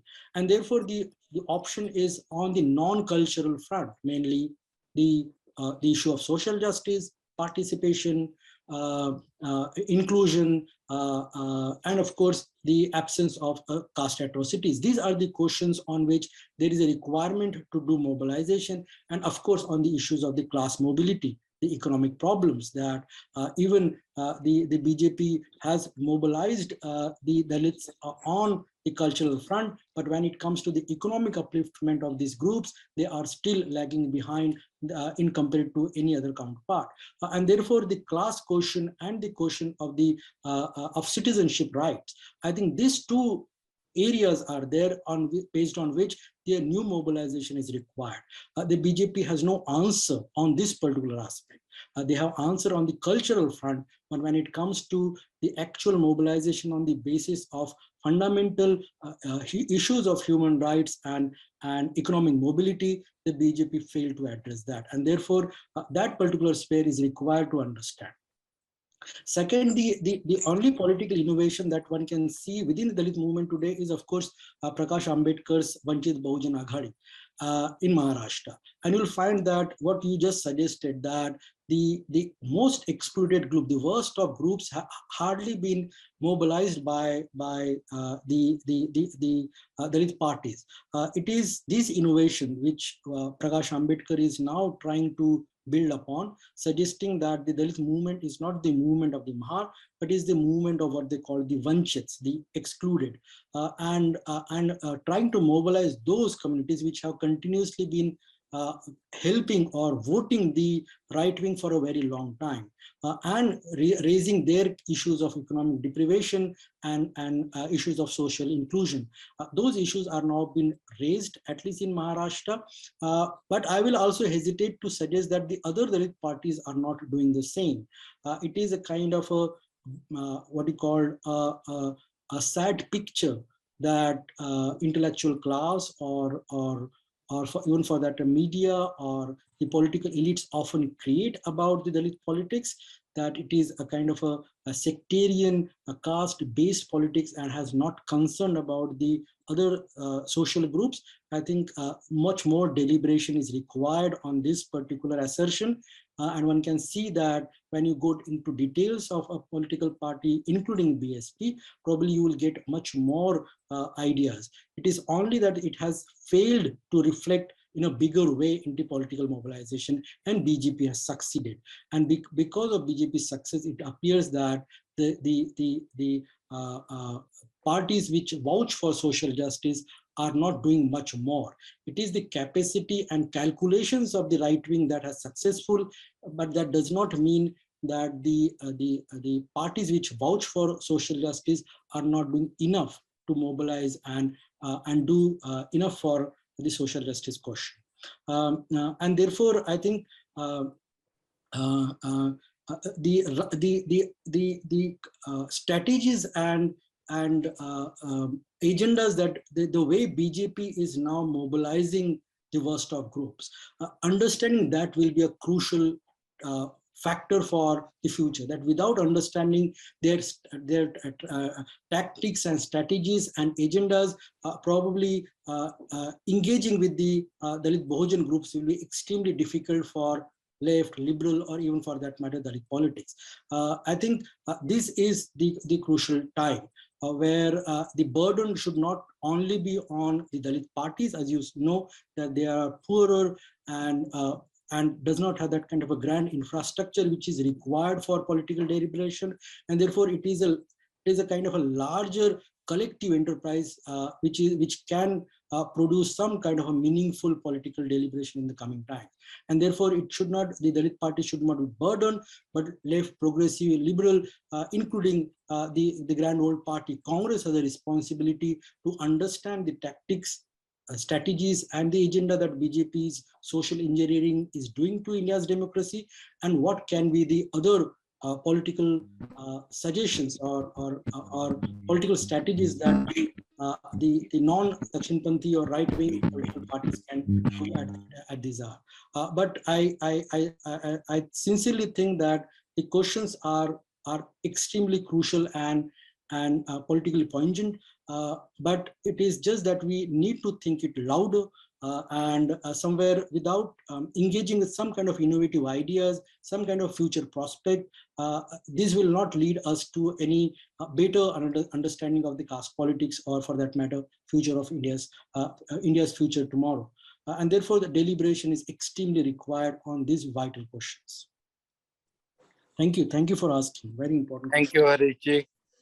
Vijay ji, professor Harish, एक ही प्रश्न जो है, पंजाब में करीब 1/3 जनसंख्या जो है वो दलित समुदाय की है, लेकिन कभी भी वहां पे वो एक तरह से सिग्निफिकेंट पॉलिटिकल फोर्स नहीं बन पाई, और उसका एक छोटी सी किरण अभी प्रोग्रेस हो रही थी, लेकिन वो भी जो इलेक्शन में जो रिजल्ट आया वो एक कंप्लीटली दूसरा ही मोबिलाइजेशन हो गया जी, जिसमें कास्ट फैक्टर तो बिल्कुल ही नहीं नजर आ रहा है, एटलीस्ट सुपरफिशियली मुझे नहीं समझ में आया।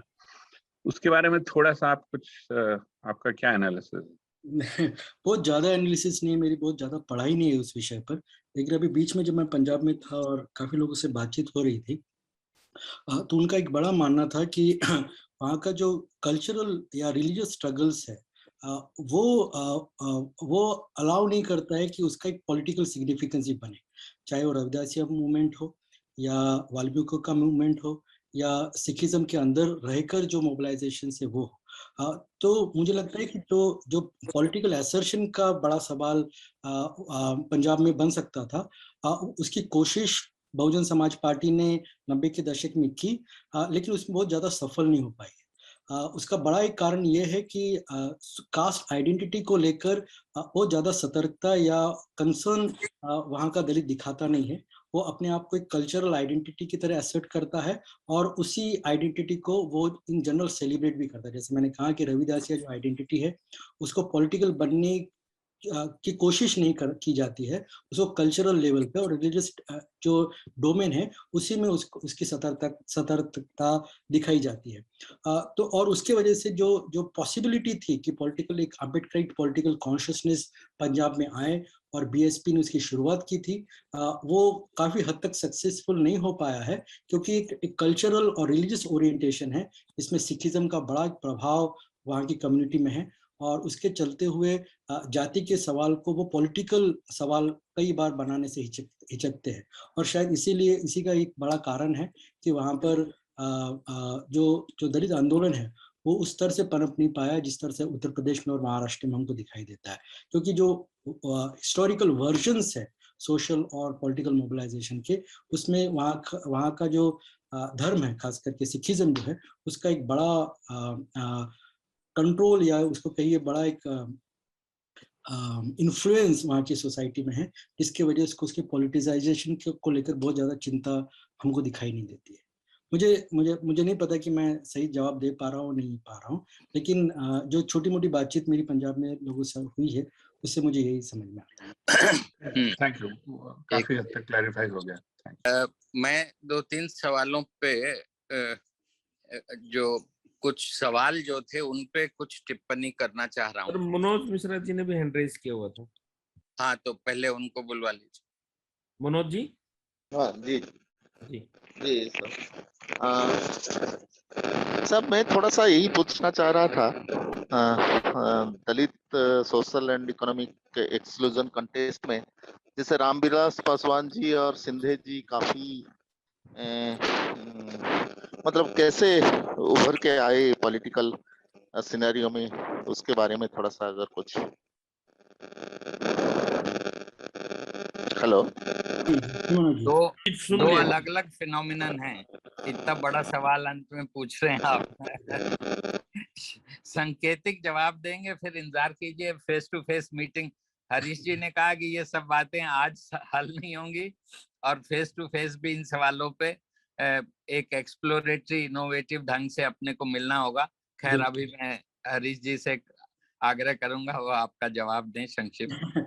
आप मेरे ख्याल से आप सर इस सवाल को बेहतर तरीके से जवाब दे सकते हैं, क्योंकि जो लोहियावादी परंपरा है जिसके रामविलास पासवान बड़े भागीदारी थे, वो जाति के सवाल को लेकर भी बहुत चिंतित थे, और मुझे नहीं लगता है कि वो लोहियावादी जो परंपरा है, खास करके समाजवादी जो परंपरा है, वो जाति के सवाल को दुय्यम या दूसरे दर्जे पर रखती थी। वो नेशन बिल्डिंग, क्लास और कास्ट, ये तीनों का जो मापदंड है वो लगभग समान है समाजवादी आंदोलन में। तो रामविलास पासवान उसी धड़े से राष्ट्रीय पॉलिटिक्स में आते हैं, और उन्होंने भी वही कोशिश की जो लोहिया पिछड़े समाज के साथ कर रहे थे। तो पासवान जी का जो बड़ा कंट्रीब्यूशन वो यही है कि दलितों को का जो चेतना का स्तर है वो केवल और केवल जातीय आधार पर नहीं रहे, लेकिन उसके साथ साथ वर्ग संघर्ष का भी जो सवाल था उसमें भी उतनी ताकत से सम्मिलित होने की कोशिश मेरे ख्याल से पासवान जी साहब की थी।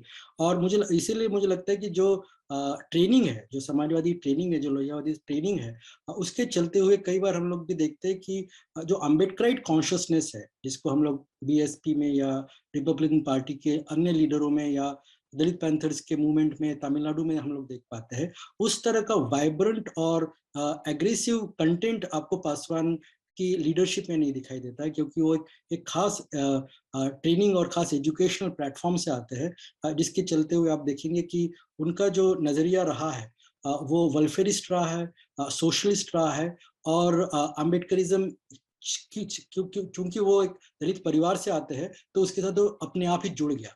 उनको अम्बेडकराइट बनने की कोशिश उन्होंने खुद कभी नहीं की।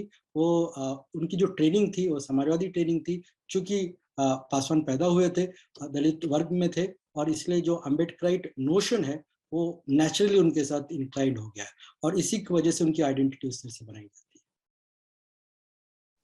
है। If allowed, maybe can I add something related to this? Yes, please. Yeah, thank you.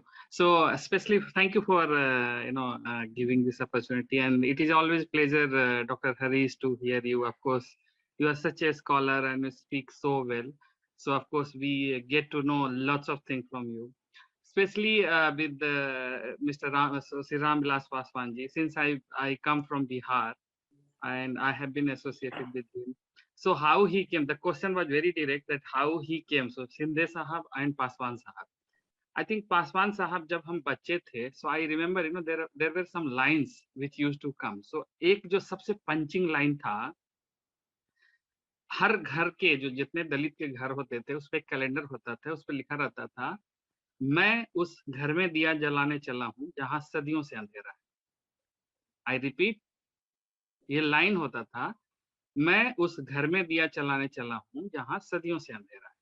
ठीक है, ऑफ कोर्स ये बहुत अच्छा लगता था, जहाँ पे व्हेन वी हार्डली न्यू।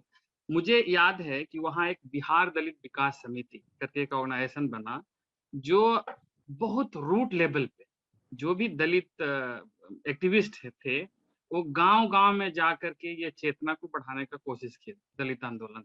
दूसरी चीज, डॉक्टर अंबेडकर के बारे में जो आप बोले कि उनका ये था कि by default it came. So just to give you history, his father was very much like associated with Kabir.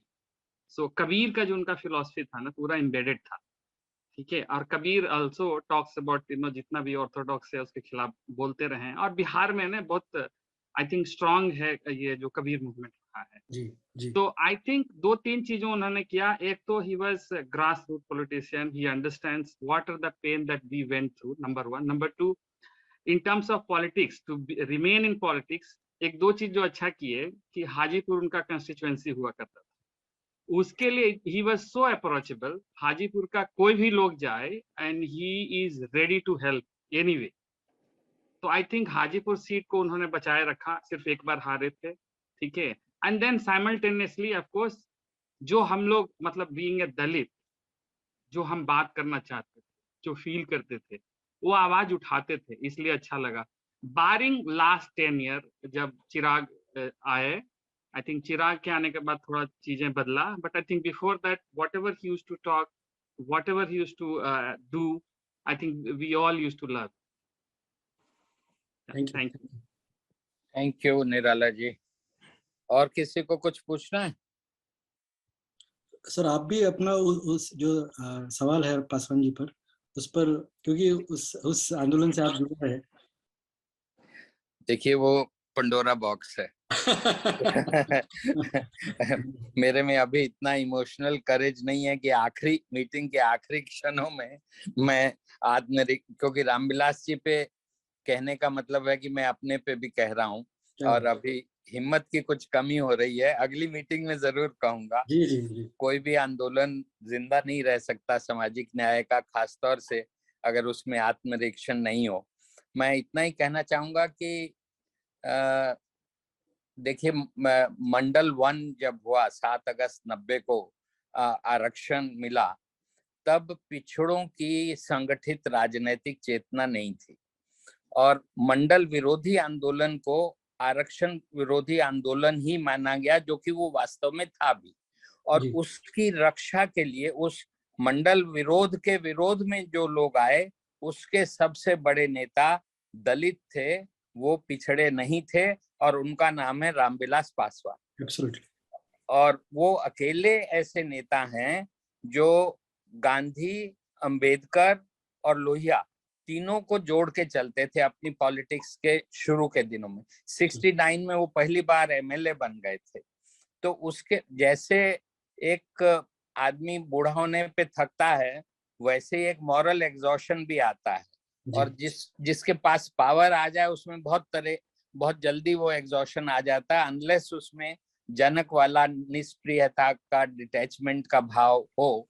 तो वो मैं उनके भाव पे नहीं कमेंट करना चाहता, क्योंकि उनके कंपैरिजन तो और समकालीन लोगों से ही होगी।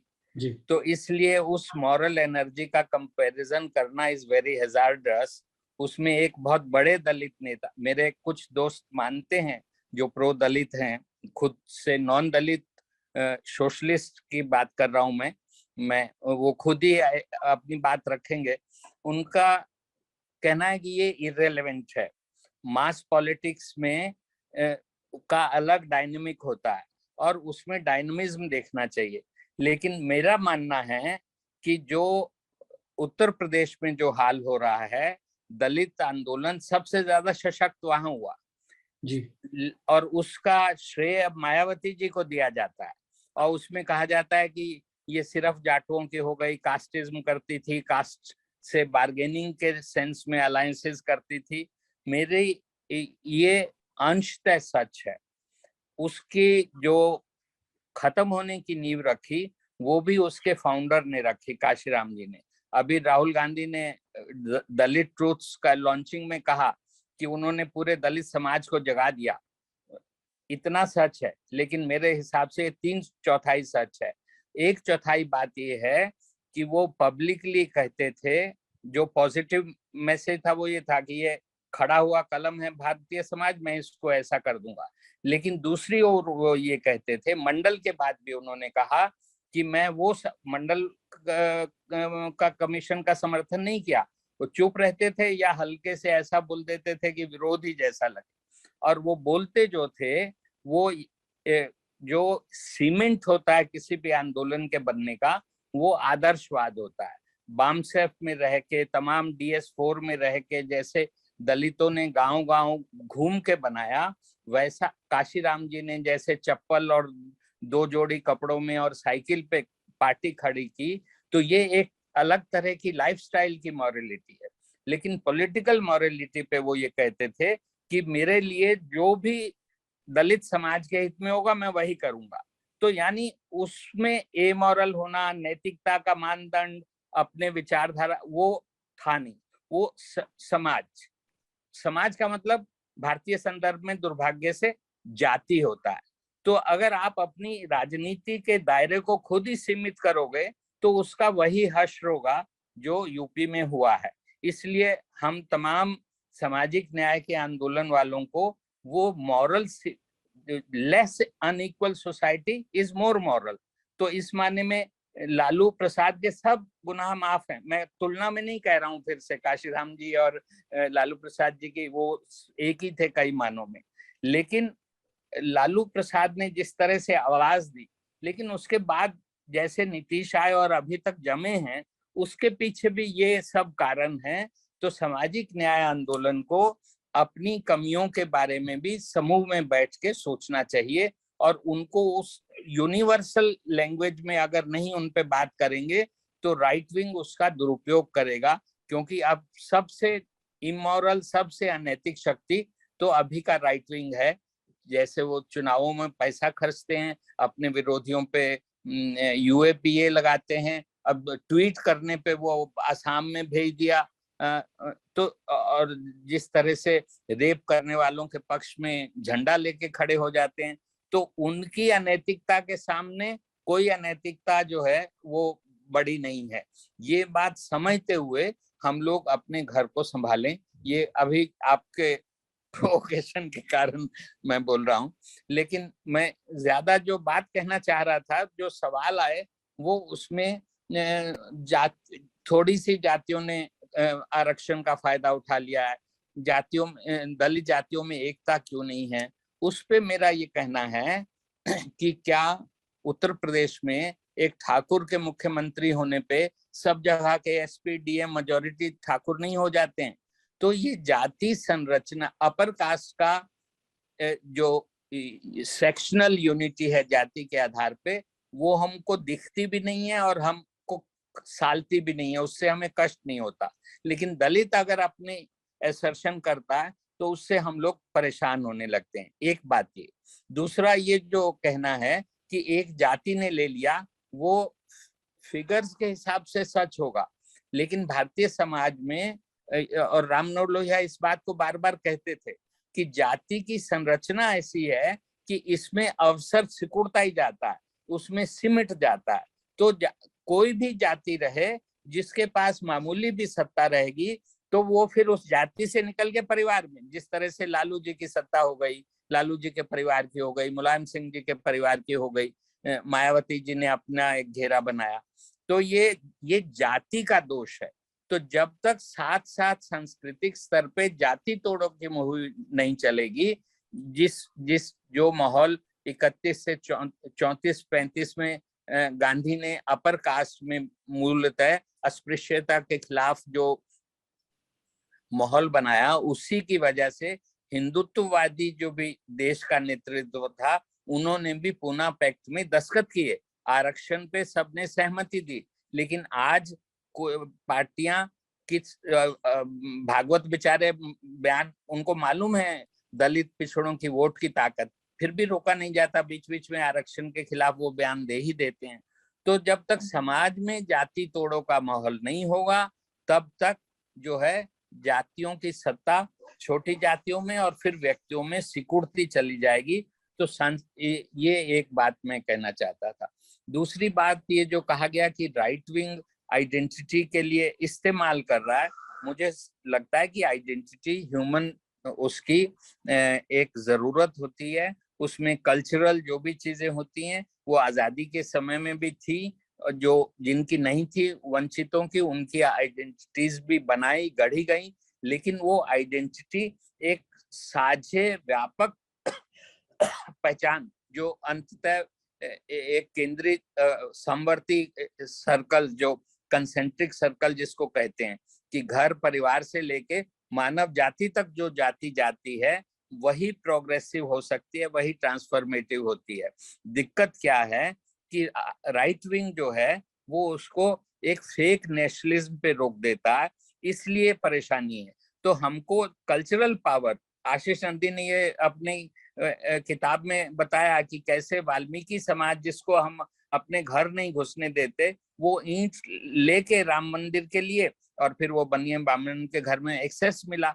तो इस जो सोशोलॉजिकल और सांस्कृतिक ये असलियत है, इसको हमें समझना होगा। और संस्कृति के मामले में जो डिसएम्पावरमेंट है, उस डिसएम्पावरमेंट को यूनिवर्सल एजुकेशन, अच्छी एजुकेशन, सांस्कृतिक बिंबों पे जो आम जन की संस्कृति है उसको स्थान देना, स्ट्रीट थिएटर को स्थान देना, ये चीजें हमको, और उसमें सभी समावेशी ढंग से कलाकारों को और पारंपरिक जो कलाएं हैं उनको सम्मान देना, जिसमें तमाम दलित ओबीसी शिल्पकार जातियों के कलाकार होते हैं, उनके वो लुप्त होते जा रहे हैं। तो सांस्कृतिक power, economic power, political power, इन तीनों में सम्मान पूर्वक अगर भागीदारी नहीं देंगे तो दलित समाज का भी सपना बड़ा नहीं हो सकता, वो अपनी कम्युनिटी तक सीमित रहेगा।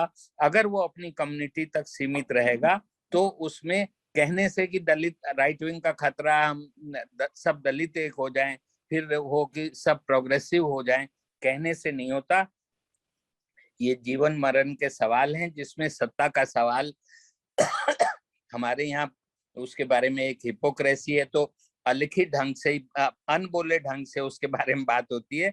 लेकिन हमको साफ साफ कहना होगा कि सांस्कृतिक सत्ता में, राजनीतिक सत्ता में, आर्थिक सत्ता में समावेशी समाज नहीं बनेगा, समतामूलक समाज नहीं बनेगा, और उस बनाने के लिए साझी लड़ाई नहीं होगी तो मेरी समझ से दलितों की भी एकता नहीं हो सकती, दलितों और प्रोग्रेसिव्स की भी एकता नहीं हो सकती। ये मेरी समझ है। हरीश जी इस पे अपनी टिप्पणी करें, फिर विजय जी धन्यवाद। नहीं, कोई टिप्पणी नहीं, मुझे लगता है कि सारगर्भित है, आपने बहुत खूबसूरत तरीके से उसको रखा, जो मेरे मन में भी जो सवाल थे उसको भी आपने रखा, तो बहुत कोई बड़ी टिप्पणी नहीं है, लेकिन एक साथ ये भी सवाल पे सवाल ही आ सकते हैं कि जहाँ पर दलित आंदोलन नहीं है, जहाँ पर प्रोग्रेसिव या रीजनल आंदोलन रहे हैं, वहाँ पर दलितों की स्थिति सामाजिक या बाकी इसमें क्या रही। जैसे उड़ीसा एक बड़ा समय है जहाँ पर आदिवासी और दलितों का जो नंबर है वो लगभग 40% के आसपास है, और वहाँ पर कोई एग्रेसिव दलित मोबिलाइजेशन, आदिवासी मोबिलाइजेशन नहीं है, और नहीं होने के बाद भी जो समावेशी रीजनल आइडेंटिटी है वहाँ, उसमें दलितों या आदिवासियों का क्या रोल रहा है, या कर्नाटका में या केरला में जहाँ पर दलित आंदोलन उस तरह से मुखर नहीं रहा है या प्रखर नहीं रहा है, जहाँ पर प्रोग्रेसिव आंदोलन या रीजनल आइडेंटिटीज के आंदोलन बहुत महत्वपूर्ण काम करते हैं, वहाँ पर ये पॉसिबिलिटी क्यों नहीं दिखा पाए हम, जहाँ पर जाति के आंदोलन तो है नहीं वहाँ पर, तो और जो राजनीतिक आंदोलन है वहाँ का जो प्रबुद्ध वर्ग है, जो एलिट है, वो आंदोलन चला रहा है, और वहाँ पर भी हम लोग देखेंगे कि दलितों की स्थिति या आदिवासियों की स्थिति बद से बदतर ही हुई है। तो इसीलिए कि ये जाति का सवाल अगर आता है तो प्रोग्रेसिव और जो समावेशी जो आंदोलन है उसको खतरा बनता है, वो अपने आप में सही हो सकता है, लेकिन ये भी उतना ही सच है कि सिर्फ और प्रोग्रेसिव और समावेशी आंदोलन जहाँ जहाँ है वहाँ पर भी दलितों की जो स्थिति है वो बेहतर नहीं हो पाई, और इसीलिए जो समावेशी आंदोलन है उनको भी ये जरूरी है सोचना कि दलितों का सवाल, पिछड़ों का सवाल, आदिवासियों का सवाल वो कैसे रेटोरिकल ना रह जाए, वो सिर्फ समावेशी बन के न रह जाए, लेकिन जिसको हम लोग सब्सटेंटिव कहते हैं अंग्रेजी में, और उसका एक सब्सटेंटिव जस्टिस का जो सवाल है वो भी उतना ही ताकत के साथ आगे आए। ये मुझे लगता है कि दोनों तरफ से कोशिश होनी चाहिए, जहाँ पर दलित आंदोलन है वहाँ दलितों की कोशिश होनी चाहिए, और जहाँ पर दलित आंदोलन नहीं है वहाँ पर जो समावेशी आंदोलन है, प्रोग्रेसिव मूवमेंट्स है, लेफ्ट लिबरल मूवमेंट्स है, उनकी ये कोशिश होनी चाहिए कि दलितों के सवाल, आदिवासियों के सवाल उतने ही प्रखर रूप से आए जितने बाकी जगह पर हो, और एक नया जिसको कह सकते हैं example progressive liberal forces set कर सकते हैं, जिसका बाकी जगहों पर भी बड़ा असर पड़े। तो मुझे लगता है कि दोनों तरफ से ये कोशिश होनी जरूरी है।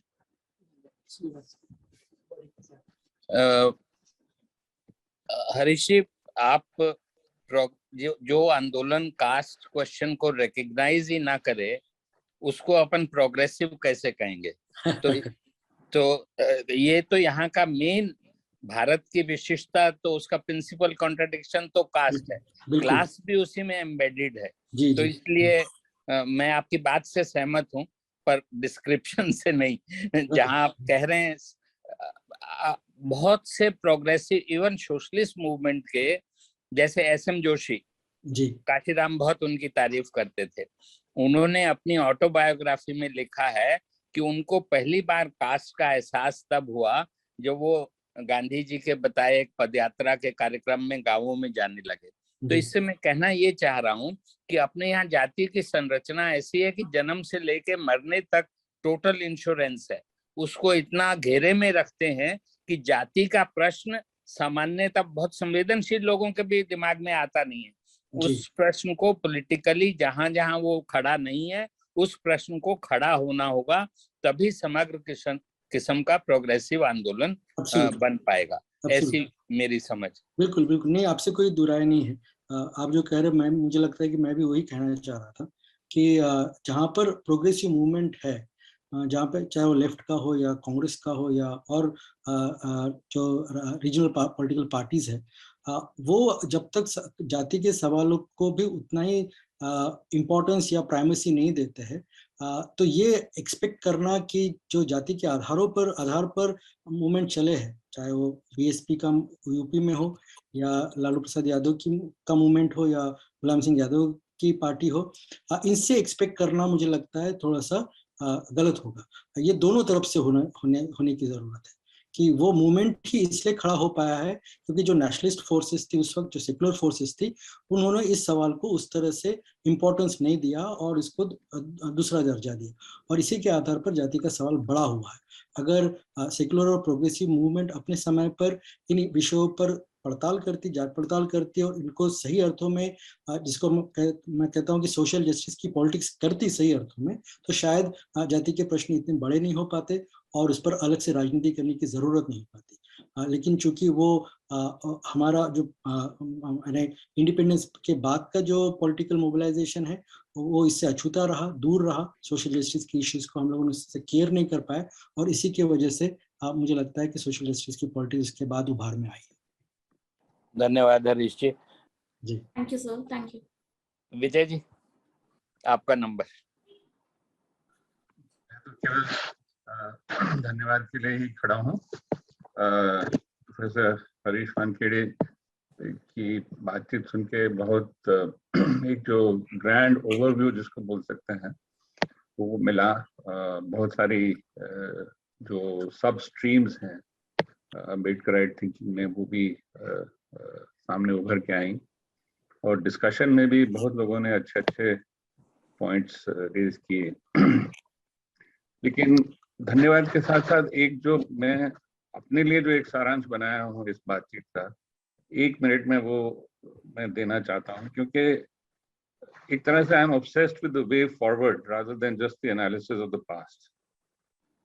सो हरीश जी, मुझे लगता है दैट अम्बेडकर जी का जो सोशल गोल था, that was actually social justice as you said, and annihilation of caste was a strategy for that. That by itself was not the goal. The goal was social justice. And whereas what the rightist forces have done, they have picked up the strategy of annihilation of caste to create a pan religious identity, you know. And ek tarah se, the moment you say you are part of a particular religious identity, your caste identity is subsumed in that, and then all these other tactics which were used, such as Ambedkar को भी भगवान बना देना, या जो स्थानीय जो icons हैं उनको वर्शिप करवाना, उनके जो कल्चरल जो फेस्टिवल्स वगैरह हैं उनको ज्यादा सेलिब्रेट करना, this is all part of that bigger strategy.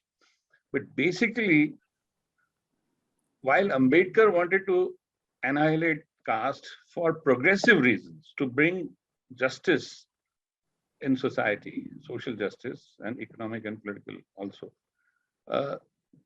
what we see in today's time is that the rightist forces have started annihilating caste for regressive reasons. And this is despite the fact, और वो जो प्रश्न है, मैं अगली बार आपसे कभी मिलूंगा तो मैं पूछना चाहूंगा कि despite such a rich treasure of thinking, Kabir और रैदास की जो ओरिजिनल जो उनकी जो उक्तियां हैं, उसमें हर शब्द में इक्वालिटी, जस्टिस, ह्यूमैनिटी, ये सब चीजें हैं.